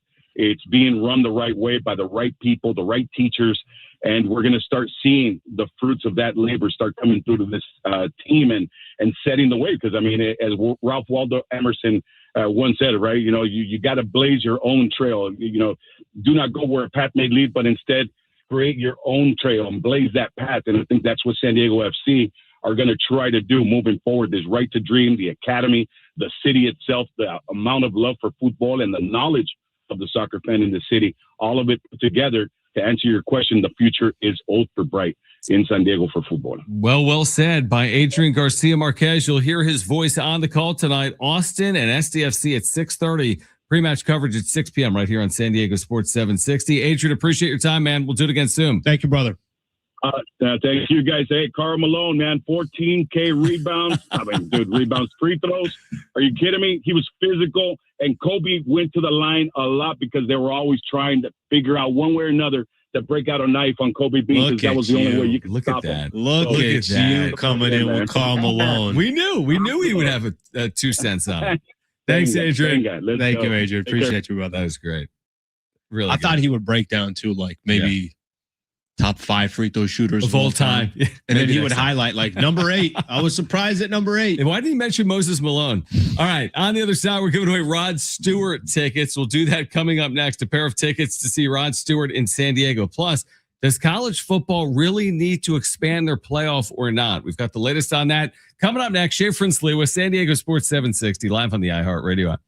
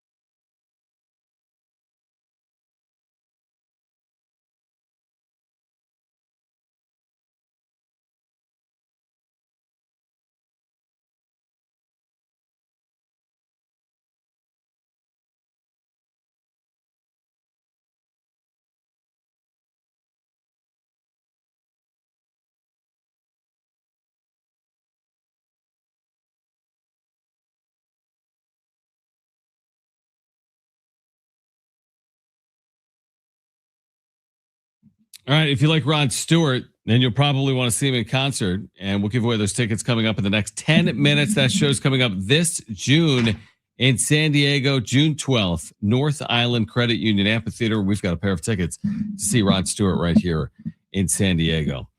The college football playoff has been at 12 teams for the last 2 years. Is that a large enough sample size to have like an opinion on the size of the college football playoff? Like everyone's got an opinion on, everyone thinks the thing's going to expand, whether it's 16 teams or 24 teams. Most of the leagues now are in support of the 24 team model, but we've only seen it be 12 teams twice. Do we need to double its size already? What's the goal? Like, again, we're going to do this, and we asked, was it JD? We were talking about. We were talking with about the 76 college basketball tournament expanding to 76. Yeah. How does that have an effect for San Diego State? I'll tell you this: the chances for San Diego State University to play in one of those college football playoff games with only 12 squads getting in is hard. You got the SEC, you got obviously the Big Ten, ACC is going to get theirs. You got one. There's one spot. One spot. There's one spot. And how many teams within that one spot? Like 70 start the year hoping for that one spot, right? Okay, 5, 6 leagues. So I think there's for me, I'm going to go back to this. To be honest, I've been a little bit underwhelmed by the college football playoff in these first 2 years. Right. And I don't know if it's just as simple as I liked when you only had 4 squads. And by the way, I was a fan of the college football playoff. I've been to 2 Rose Bowl games. I've gone to both in the playoff era. In the playoff era, I went to who was it? Oregon and Ohio State, and this last one was Indiana and Alabama. You went to that Oregon Ohio State game? That first one? Indiana Alabama was awful too. Oh yeah, you're right. That was awful. It was awful. Both of those games were awful. But let me kind of give you my justification. Damn, I get to watch that quality of football, and it's like kind of coming to your backyard. Yeah. That's awesome. I want to get a chance to do that. I think what it's done, it's really kind of diluted the regular season. Sure. It's kind of diluted the playoffs too. That first round is not like it's amazing. Like SMU against Penn State. But I'm going to go back to what I've said in the beginning. Whether it's football or basketball, the more schools that get in, the more opportunity I think it is for San Diego State, and specifically that Pac-12. Right. So for those reasons alone, I'm a fan. You want to give some context, a little bit of like what's happening right now, and who's staying it, or why they want to keep, who wants to keep it at 12, who wants to take it to 24. So the 24 seems to be the leagues that are broadcast on Fox, specifically the Big Ten, right? You got these 2 massive leagues. You have the Big Ten, it's on Fox. You have the SEC on ESPN. ESPN reportedly wants a 16-team playoff or smaller, maybe to protect the integrity of the regular season. Reportedly, Fox wants 24 teams. Why? Because they want to be a bidder potentially on the future of the college football playoff and all those additional games. And I think if it goes to 24, it reopens the contract. So there's that. Is it safe to say at the minimum it's going to go to 16? I think so too, right? I think it's going to go to 16. Here's what I would do. If you have 76 in basketball. Why is this hard? We're letting the Northeast Conference in the basketball tournament. We're letting the MEAC, the Mid-Eastern Atlantic Conference, in this tournament. We're letting both MACs, the Metro Atlantic Athletic Conference and the Mid-American Conference in the basketball tournament. I might have an answer to this. Why where you're can't we, with 24 teams, take the 10 league champions and put them in? The other 14 spots, do whatever you want with. I don't care. But why should an undefeated UNLV team, I'm making it up, be left out for 8-4 Penn State when we let in the NEC champion in basketball that goes 17-16? But wins their conference title? What's the legitimate argument? I think the sports, I don't. They're different sports. I completely agree. But I'm trying to, I think it's fair what you're saying. I'm trying to kind of think of a justification here. Is there anything that could it just be as simple as this? Again, it's different. Maybe in basketball, it doesn't matter. Like, is there an injury concern? Like you got some of these squads that there's such a difference between the Ohio State and the Conference USA champion. Yeah, there is. And by the way, I don't know if that kind of comes into play. I think that's a little, I almost don't believe myself when I'm saying it. I am with you that if you're gonna do it, just freaking do it. Just allow these schools, because here's what's gonna happen. I've seen Boise State beat Oklahoma. I've seen that happen before. They've won 2 Fiesta Bowls. I've seen other teams, upset one of these power. It happens. App State at Michigan. Treat it the same way that you would treat. Like, I just don't like, okay, so if you have the 10 league champions, you still have 14 at-large spots. You still could have the 4th place team in the SEC and the 5th place team in the Big Ten. You're still getting 7-5 Texas A&M and 7-5 Wisconsin potentially in the field. So I just don't, like, do we really need 20, like, okay, one group of 5 spot and the other 23 for 4 leagues? That means like 8th placed SEC is going to have a chance to get in over 12-1 Pac-12 champion. It doesn't make a lot of sense. I don't think they will. I don't know. I think you start going that far down. I think, again, I'll continue to say it. I think this benefits the Pac-12 if it can happen. If it goes to 24. So hopefully it does. Yeah. I think the main difference is college basketball embraces the Cinderella. They love the underdog. Yeah. College football hates it. And if there's even a resemblance, look at the first year of the tournament. Boise State got the bye. And then all of a sudden, as soon as the tournament's over, we're amending this rule. Yeah, you're right. The non-power 5 is no longer allowed to get a bye because they don't deserve it. So college football will do anything. And if any team even starts to pop up a little bit, they will do whatever they can to, knock them back down and say, no, we don't want you here. College basketball is like, hey, bring it on. The more Cinderellas, the better. We love the underdogs. Like, even in a 12-team field, though, you have 8-4 teams that were in. I'm pretty sure last year there was an 8-4 team. Was there an 8-4? Was there an 8-4 in? Who was the 12 seed? James Madison? Or? Yeah, because he had the 2. That's right. We'd have to look. But I hear what you're saying. What you're saying is, that record before, where you had to basically go 11-1, 12-1. You had to be from one of these major conferences to get in. Gone. Right. All of that is gone. Now you can be a 3-team. You could lose 3 games. It could be Notre Dame or LSU and lose 3 and get in. Yeah. In a 24, you're almost guaranteed to get in. Yeah, exactly. Like last year, Alabama. They clearly had 3. Yeah, they had 3 losses. Mm-hmm. Alabama 3 losses going into the playoffs, finished with 4 losses. So if you have a 3-loss team in at 12, you 3 losses have a 4-loss team in at 24. Yeah, moving forward. All right, call right now if you want Rod Stewart tickets coming up this June here in San Diego at the North Island Credit Union Amphitheater. Caller 5. You've got 2 free tickets to see Rod Stewart June 12th at the North Island Credit Union Amphitheater. Call 877-767-4760. That's 877-767-4760. Call right now. 2 free tickets to see Rod Stewart in San Diego. We'll get to the wrap on the other side, kicking off hour 3 of Schaefer and Sliwa, San Diego Sports 760 live on the iHeartRadio app.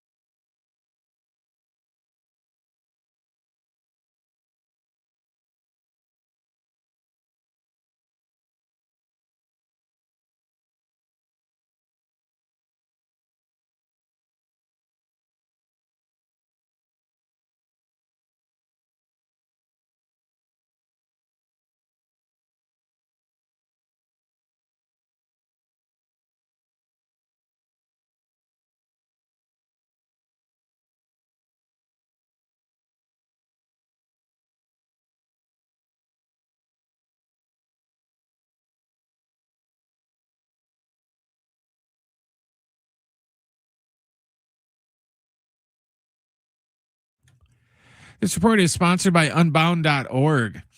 The Padres and Brewers are playing game 2 of their series in Milwaukee right now. We are in the top of the second inning and we have no score. We got one game in the NBA playoffs tonight. We got game 5 between Cavs and Pistons. They're about to tip off here in about the next 5 or 10 minutes. And coming up right here on San Diego Sports 760 at 6 o'clock, we got SDFC taking on Austin FC over at Snapdragon Stadium. Like I said, our pre-match coverage with Adrian and Darren will begin right after the show at 6 o'clock. Right now, there are young people across the world facing a tough choice: continue their dream of education or drop out to help their family put food on the table. You can help change their future in a single moment. See how far your support can go at unbound.org.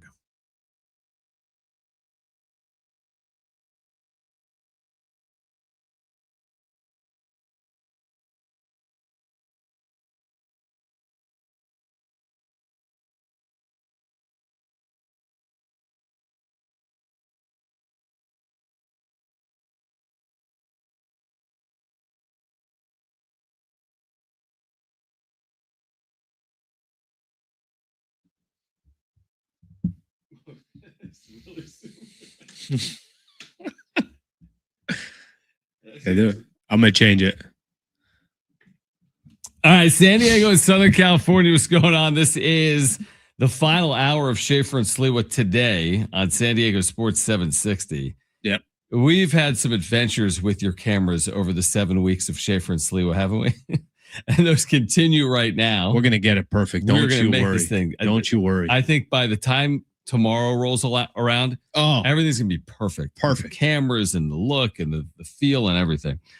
Okay, this hour, by the way, we're going to be with you until 6 p.m. We're getting you ready for tonight down at Snapdragon Stadium, Austin FC, SDFC, Adrian Garcia Marquez, Darren Smith. Mm-hmm. They'll be on the call with pre-match coverage beginning at 6 p.m. You can hear the kickoff at 6:30 tonight right here on San Diego Sports 760.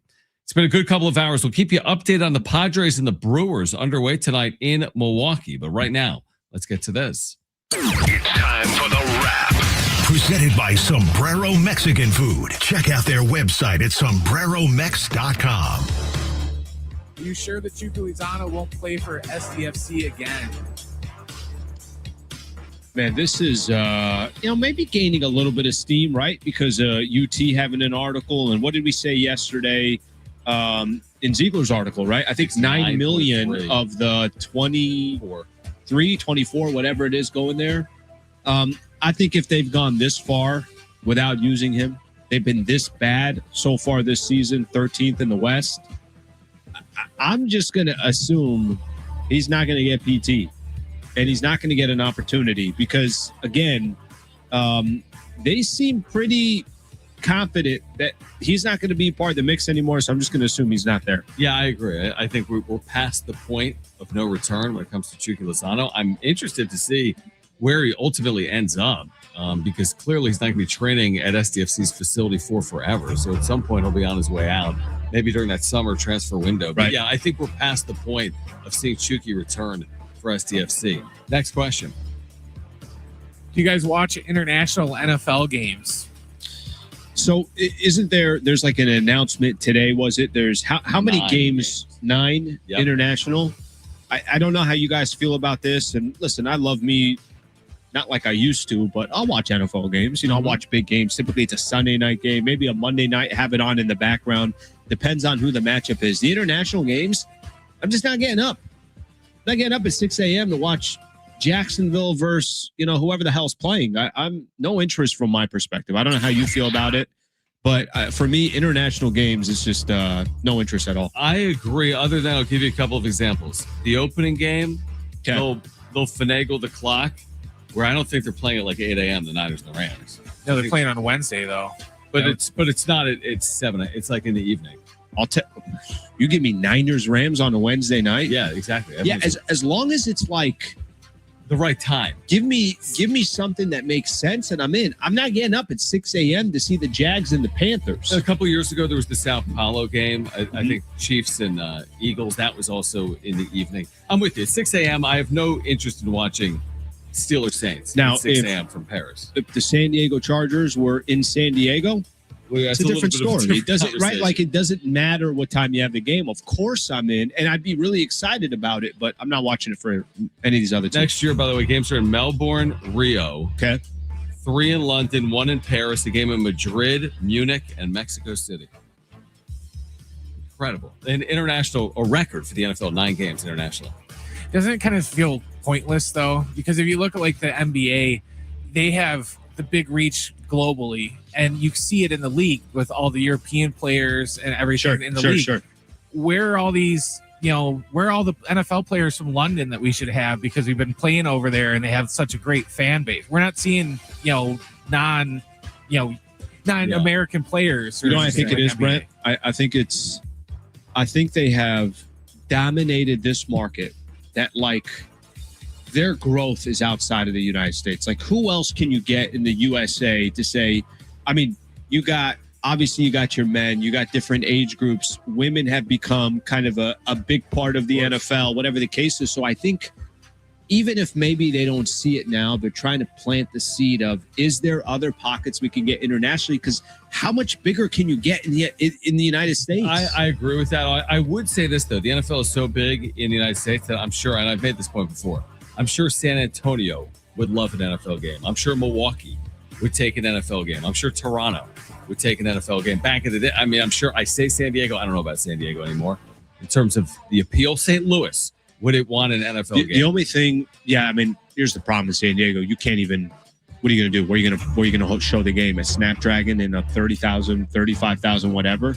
The problem is just, if you're going to get it from another city, they're probably going to give it to where they can get 65,000 fans that come out. I would agree with that. Yeah. I would agree with that.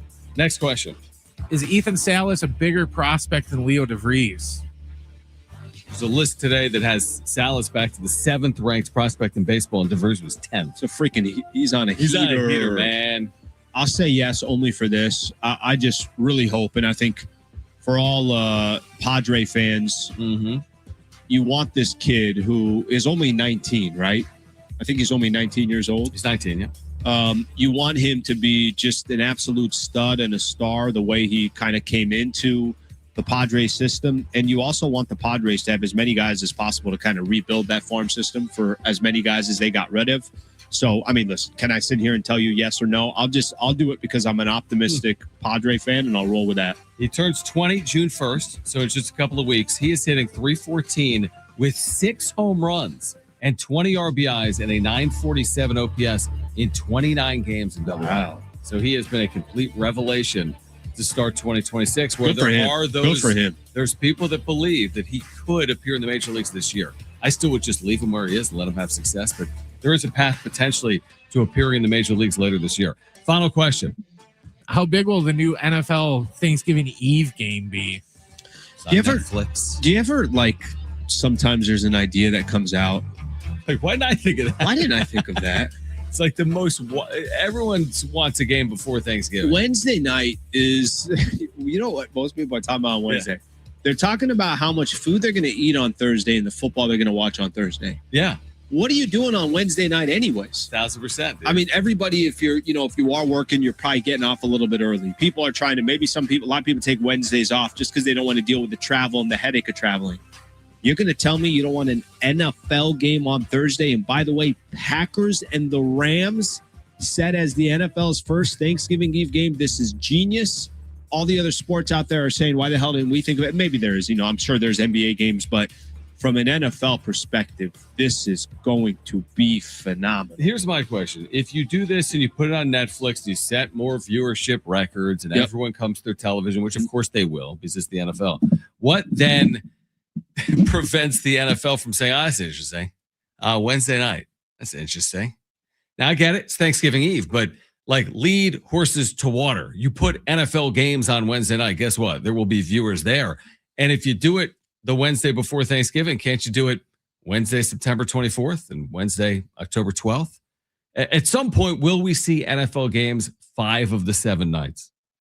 There was a buddy of mine who I used to do a show with when I was up in LA, Travis Rogers, who does a lot around the Rams broadcast as well. And he was always making the point. He's like, Al, I'm telling you, it's only a matter of time right, that they're on. And you know where I think the original conversation started? When COVID was happening. And they had to, remember, they were canceling some games here, and they had to make shift with some of the games. And then now all of a sudden you had like a Steelers game on a Tuesday at 1 o'clock. Yeah, I remember that. Yeah. I'm like, yeah, I'll watch that. Yeah. And then you had another game that was a Wednesday at this. Yeah. So right now, what do you have? You got Monday night, you got Sunday night, you got Thursday. You got Thursday. You got Saturday during, as you get closer to the postseason. Yep. So that's kind of 4. So you're going to tell me that if you start putting a game on a Wednesday night, people wouldn't watch it? No, they'll watch. So it will at minimum get one more night of NFL football, a minimum. See, because the network can also come in and just say, we own all Wednesday nights. But on one hand, the NFL says, player safety. Trust us, man. It's never been safer to play football than now. On the other hand, we play Sundays and Wednesdays. Yeah, and if you don't play Sunday to Wednesday, we play Wednesday to Sunday. You can't escape that is the problem. I know. There's no escaping. That's the problem with Thursday. Now, you could go Wednesday, Sunday, just like you go Sunday, Thursday. That's the same number of off days, right? Yeah, I don't know it. I mean, obviously, but I do think the league has, and I'm sure there's only so much you can do, right? The league ain't the way it was 20 years ago. Of course not. You go watch some of these hits 20 years ago, and I can't watch it. I mean, you and I have talked about this. I'm not the biggest UFC guy. I just can't watch these hits. They have done a good job from that perspective, but what I've heard a lot of people say when it comes to the NFL and some of these injuries and the concussions and everything else, a lot of times it's not that one hit. Right. It's the continuous hits, like that lineman that's just constantly hitting. So how much safer can they make it? I don't know. But yes, I whatever they say at the end of the day, if money talks louder, then they'll go with the money. Yeah, like listen, I mean, Rich Ornberger, who you hear on the station and calls Aztec games with me, would tell you like who he played in the NFL. Mm-hmm. He would tell you like there's no such thing as making the NFL safe. Like you can make things safer, but like cars are safer than they were playing in 1949. Sure. But if you get in a car wreck, you're not automatically safe. You may be safer, absolutely, but there's still, absolutely. So that's the. So when you're like, well, we're gonna go to 18 games, and again, people want it. I'm not gonna sit here and be like, you can't play 18 games. That's not how I feel. But it is interesting. I see the ads. Our helmets have never been safer. Our trainers have never been better equipped to deal with this. We've taken the head hit out of the game. I get it, but you're also adding football and marketing multiple times. Marketing, exactly, because people want football. So people do want football. There's no doubt about it. All right, LeBron's future. The latest with LeBron as the offseason is underway with the LA Lakers. It's the Thunder's fault. It's the Thunder's fault. All those free throws they took in those 4 games, they won by an average of 22 points. LeBron's future, where is it? This is Schaefer and Slifa. Schaefer and Slifa. I like that. Schaefer and Slifa, San Diego Sports 760 live on the iHeartRadio app.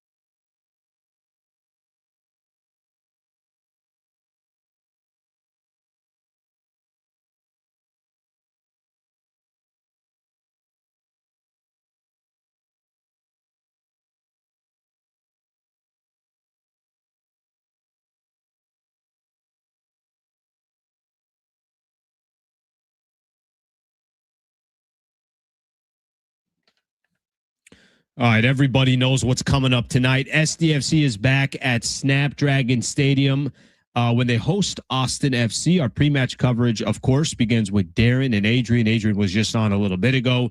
It all begins at 6 p.m. Big one here for SDFC. Yes, it is. 6 p.m. pre-match, 6:30. We'll get underway. Austin FC and SDFC. It's a mark on it. It's a mark on it. All right, yesterday. So Alan earlier took his crumpled up piece of paper and banked it in the trash bin. And I'm pretty sure he's getting shots up before the show, by the way. And he just comes in here and does this. Brent, I have not been as good. When I get in here, Brent sees I'm getting 60 shots up a day. The thing is, I go too like soft and dainty. Just do me a favor. Throw it higher. Okay. Higher. I missed it short. You can't hit a shot here. The guy can't hit a shot if his life depended on it. I'm closer than you are. Speaking of basketball, which this isn't, LeBron's future, all right? You have more on this in terms of the way he feels about his 8-year tenure in LA, and could that impact his free agency and or his desire to return to the Lakers in 26, 27 and beyond? Yeah, listen, we were listening. Dave McMenamin had a really good piece. McMenamin obviously does a lot of work covering the Lakers, does a lot of work covering the NBA, and has done a phenomenal job. Michael King, by the way, gets out of a bases loaded jam there. Let's keep going here. Still zeros. So he was making a point. I guess the Lakers had played a game against the Cleveland Cavaliers recently. This was during the regular season. Yeah. And that, he was on Dan Patrick a little bit earlier, and they're having the conversation, and part of his story says that the game ball, I think Pelinka came in and the game ball went to JJ Redick. And I guess you're saying LeBron kind of walked out, maybe just no real. Well, because it was the same night LeBron set the all-time wins record in NBA history. Right. That's exactly that's the context of it. And I think what Dave McMenamin was trying to say is that that's another example where he doesn't feel like the Lakers have always appreciated him the way he should be appreciated. LeBron's very unique in the Lakers organization. Okay. Right. The Lakers can make a starting lineup. Let's pretend LeBron never played for the Lakers. They can make a starting. If I told you, hey, you could make a starting lineup in NBA history, take any players that you want that never rocked the purple and gold. Okay. And I'll just take players that played for the Lakers. Yeah. This franchise has legend after legend after legend. You can create an amazing team. All LeBron is kind of another one of the legends. And he's not as much of a legend as other legends that have played for the Lakers. Even though arguably he's one of the best players or top 2 players in the history of the league. 100%. The difference there, I would just say that, tenure. Kobe is 5 championships in the Lakers, 20 years. Magic, 5 championships. Kareem, 5 championships. Like, you go down the list. So as I sit here and say that, I don't know what's going to happen in the offseason, but if LeBron feels like he maybe hasn't got the proper amount of love and respect from the Lakers, I think the Lakers would be like, no, we've kind of done anything you've asked us to do. It's just look at it from both perspectives. LeBron is a living legend in Cleveland. He's a legend in Miami. Not in LA, he's won championship in 8 years. That's great. Awesome. And it was you're not like a Laker legend for that. And here's the other thing. At this point, correct me if I'm wrong, I'm not bending fully over backwards for LeBron James if I'm the Lakers. I'm just not. I think he's a great player. He is.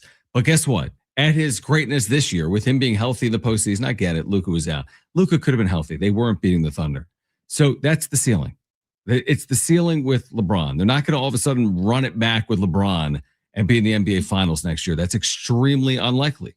So I'm not, me personally, if I'm in charge of the franchise and I'm thinking franchise over player, I want him back, but I'm not going to acquiesce to everything and bend over backwards to bring him back. Yeah, here's the reality. They're going to need some help from LeBron.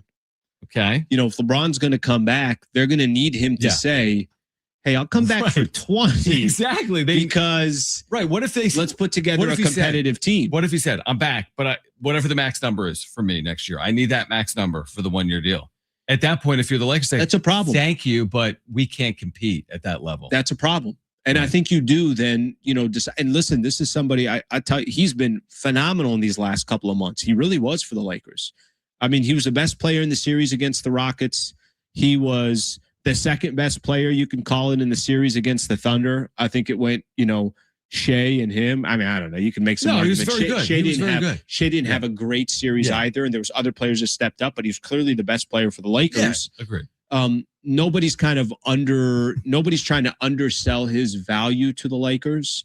But again, does he look at the Lakers and say, I want one more shot at an NBA championship? By the way, if I'm LeBron, you know what I'm also strongly considering? What's that? TV?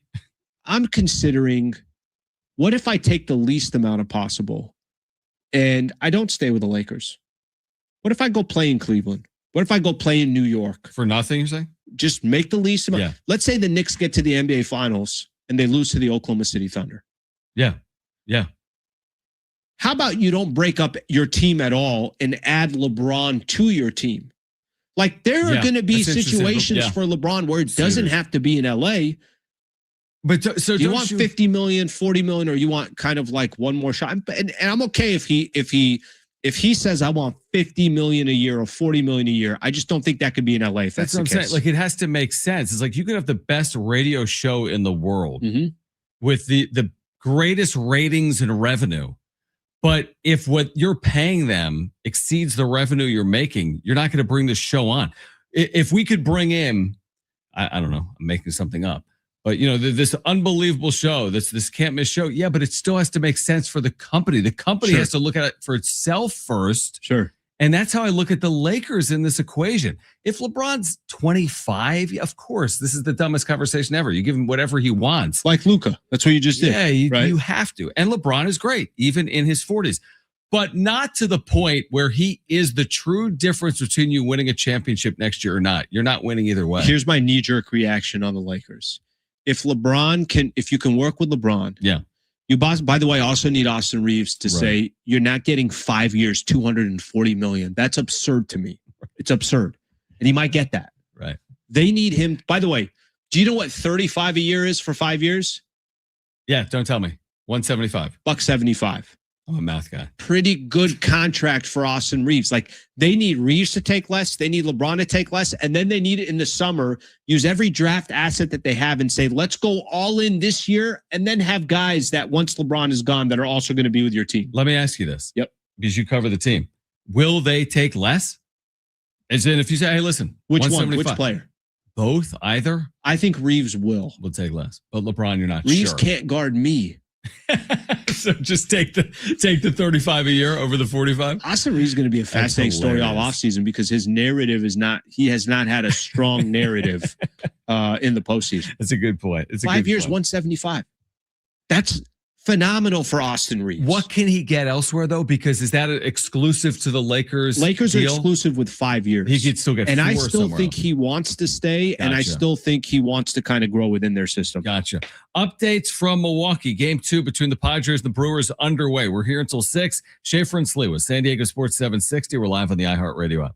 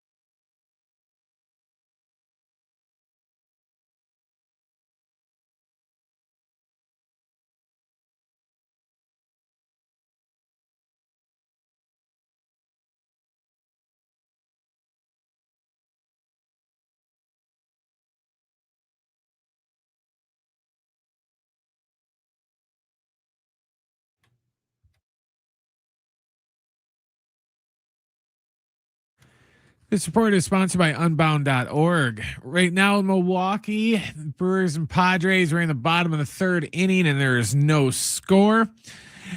In Detroit, Game 5 of Pistons Cavaliers, we are all tied up at 16 with about 4 minutes to go in the first quarter.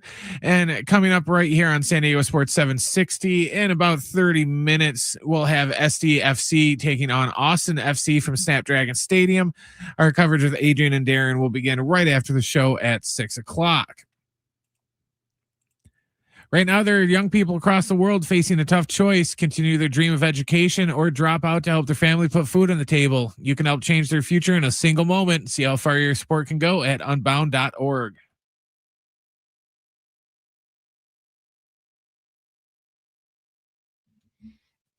All right, Schaefer and Sliwa, San Diego Sports 760 here until 6 p.m. on this Wednesday evening. Again, SDFC coming up at 6:30. Pre-match coverage at 6 p.m.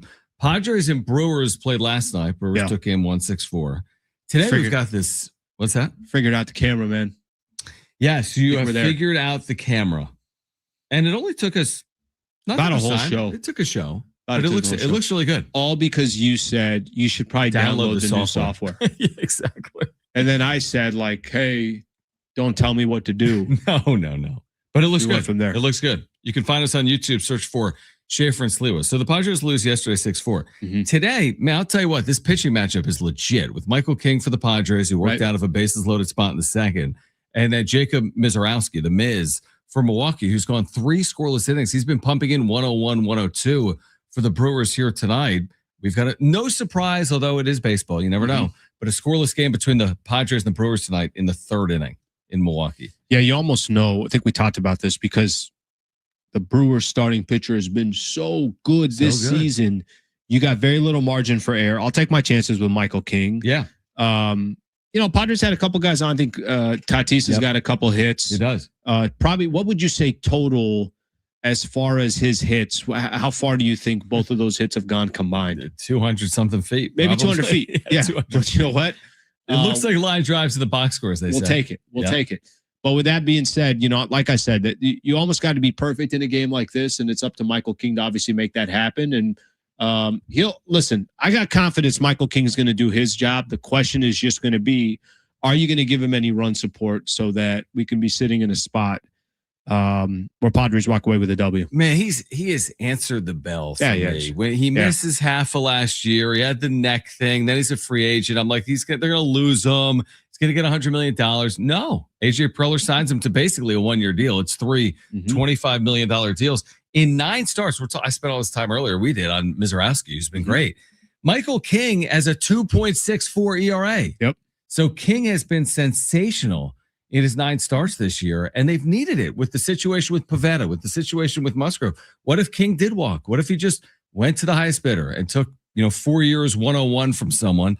Just a savvy signing to get him back. If things work out, that's why there's this, I think, optimism where, listen, this is how the Padres, if I had to paint a picture for you of how the Padres become true contenders, clearly Pivetta's got to be in the mix. Right. I don't know about Musgrove because we haven't seen him in so long, but that's why that Nick Pivetta, Michael King, to be your first 2 starters in a postseason game. Pivetta King, yeah. And if it's Vasquez or Lucas Giolito can work his way in, or like you said, go get another starting pitcher. That's why, the Michael King of this, him kind of becoming the face of the Padres pitching staff again.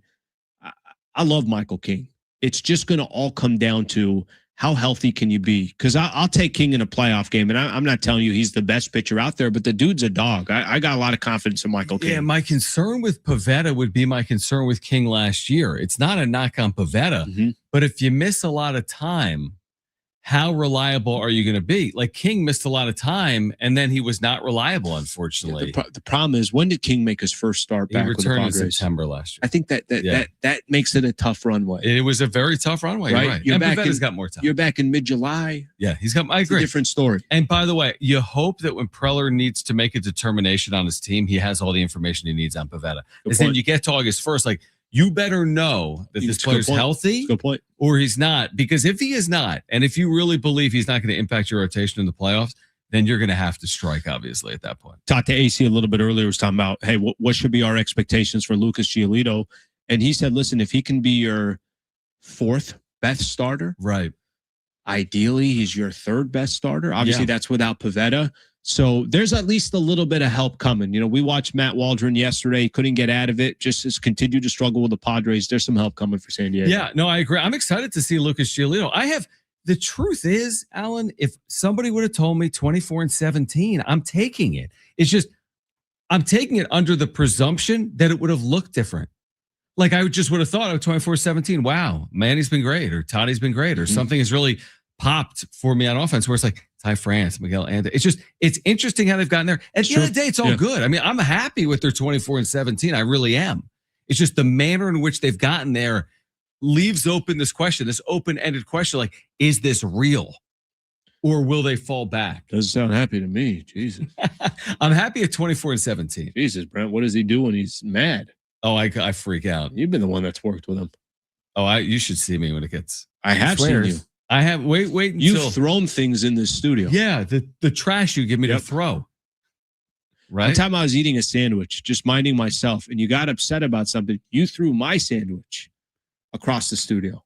No, hit the glass, hit the window right there. I wouldn't do mustard everywhere. Tomatoes slowly coming down. I wouldn't do that to you until we've worked together for like 8 weeks. Oh, this camera just zoomed out. It did not like me putting my hand up, or me putting my hand in the camera. Okay.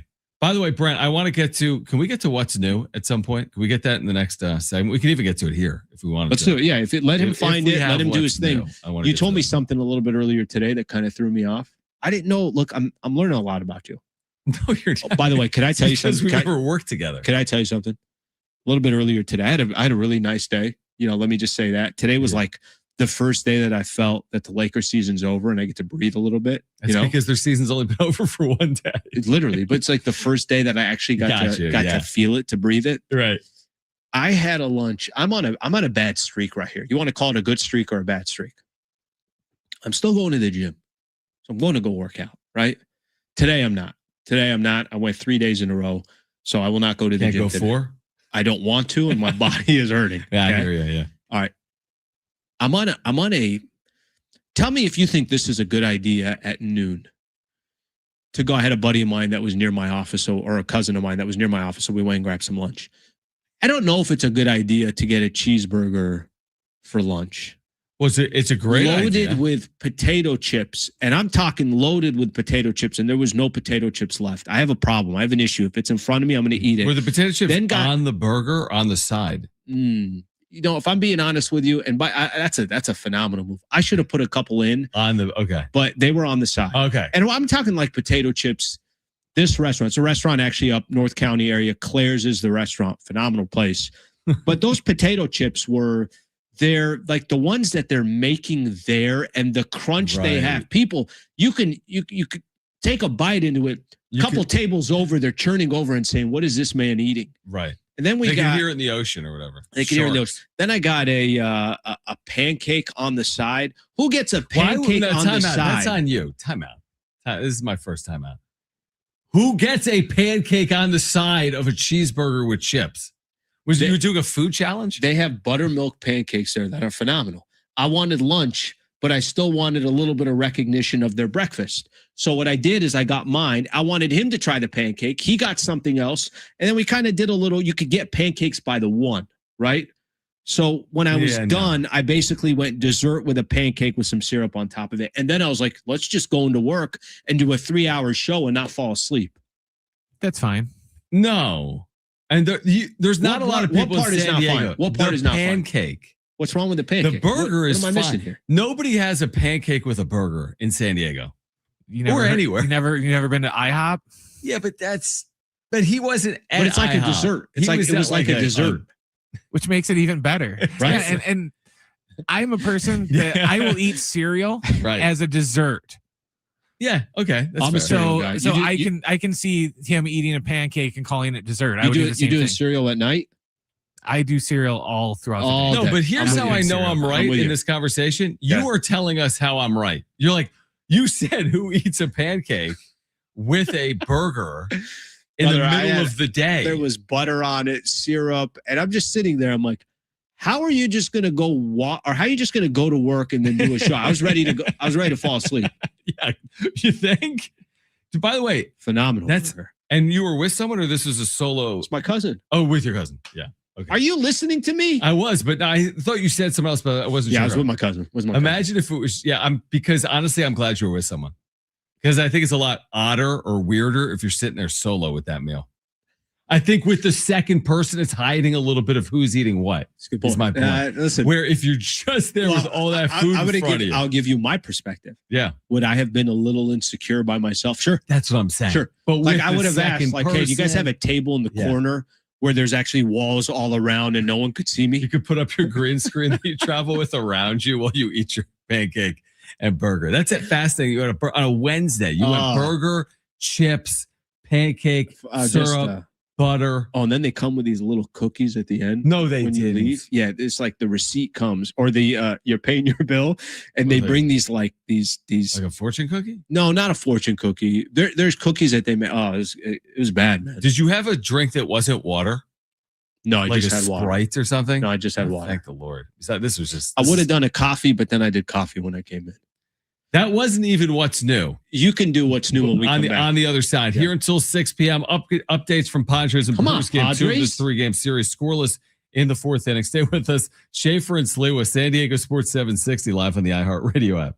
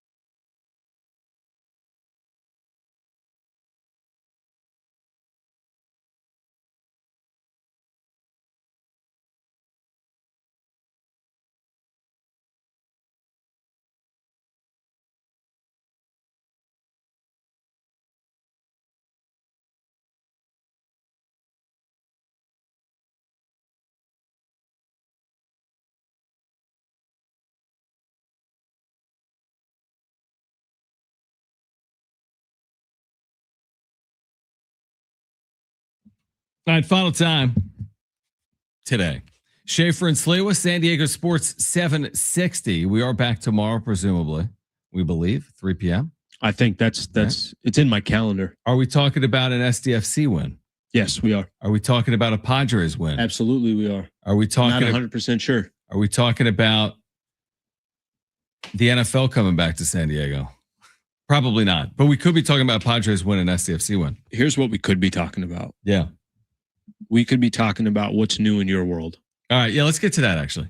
Well, my back doesn't hurt as much. That's news to me. I did cash under the table. Everything was under the table. Didn't see that coming. Let's find out what's new with Schaefer and Sliwa. All right, Brett already knows.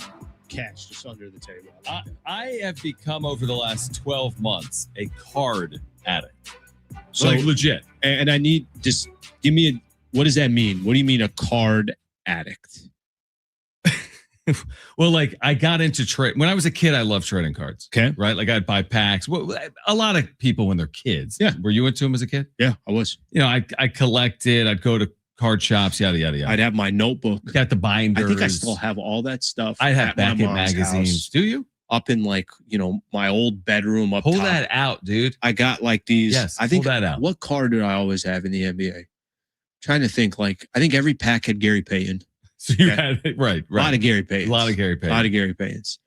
I don't know if you remember some of these other. I think a lot of Charles Barkley's. You know, the Patrick. Yeah, like the late 80s, early 90s. Still have them, and I probably still have unpacked or unopened packs. I want to see them, actually. Okay. So the issue has become, and for those that have listened to the show for the last year, you're aware of this, but Alan, obviously, his new show here, Schaefer and Sliwa. The issue has become, it is so easy now to buy cards. You can get in trouble, dude. I kid you not. You can get in trouble. There's all these apps. Mean? Like, what do you mean? Well, there's all these apps. You can just on a whim buy $10,000 worth of cards in like 2 seconds. I guess you can do that with anything now in life. It's called the internet. You go to Amazon and spend $10,000. The internet has done that. You know what I mean? The Ethernet, I like to call it. Yeah, you could buy anything at any time. Well, remember that time you were in Vegas and they had that vending machine? Got the Tatis card out of a vending machine for $100 that was signed by Tatis. So I'm like fully all in. So Alan was surprised to see that I had multiple packages come to the office today with cards. I didn't know what was going on. And the problem is, I didn't even mean to buy these. These are packs of cards, which I don't typically buy. I'm more a single card buyer than I am a pack buyer. The theory being that you don't get anything good in the pack. You could. It's like a lotto ticket. Where if I'm buying a card itself, I know what I'm getting. So it's like your car insurance, everything else, is everything just set to this address? Well, that's a good question. That's a very good question. My issue would be, I didn't feel like sending lots of card deliveries to my home. Are you worried about your wife seeing them? No, my wife is definitely in favor of it. But the issue would be, like, what if like someone had to sign for some of this stuff? Because I'm buying things of like value. Got it. Sometimes. Well, so I didn't want to just if I came in here like on an evening at 10 o'clock, will I see you here like in a robe walking around like this is your home? Not here. Are there people in the lobby of this building that you like, hey, come on over? And you're bringing, are there big business meetings that you're having? No. That you're just using this place as your home? No, but I've spent a lot of nights here, specifically when I was doing SDSU pre-half post with Brent. Sales. Yeah, I would never be here, by the way. Never once did I listen to a game in the studio. You want to know why? Why? Because Ted's 8 seconds ahead. So I would get the heck out of Dodge. I'd set up my laptop. I'd be watching intently, and then I'd race back in here at halftime, or I'd race back in here post game, but never. I couldn't deal with that. So you're into cards. It's become unhealthy, and you spend tens of thousands of dollars a year. No. Is that what you've told me? No, but I'm definitely into it. I've got my son into it. If I was single and had just like unlimited money in the bank, I'd spend a lot of money on cards. But because I'm not, it's that like, it's like, I'm like, I need all right, it. Open. Let's see what you have. Specifically, I've been collecting, tons of Kobe.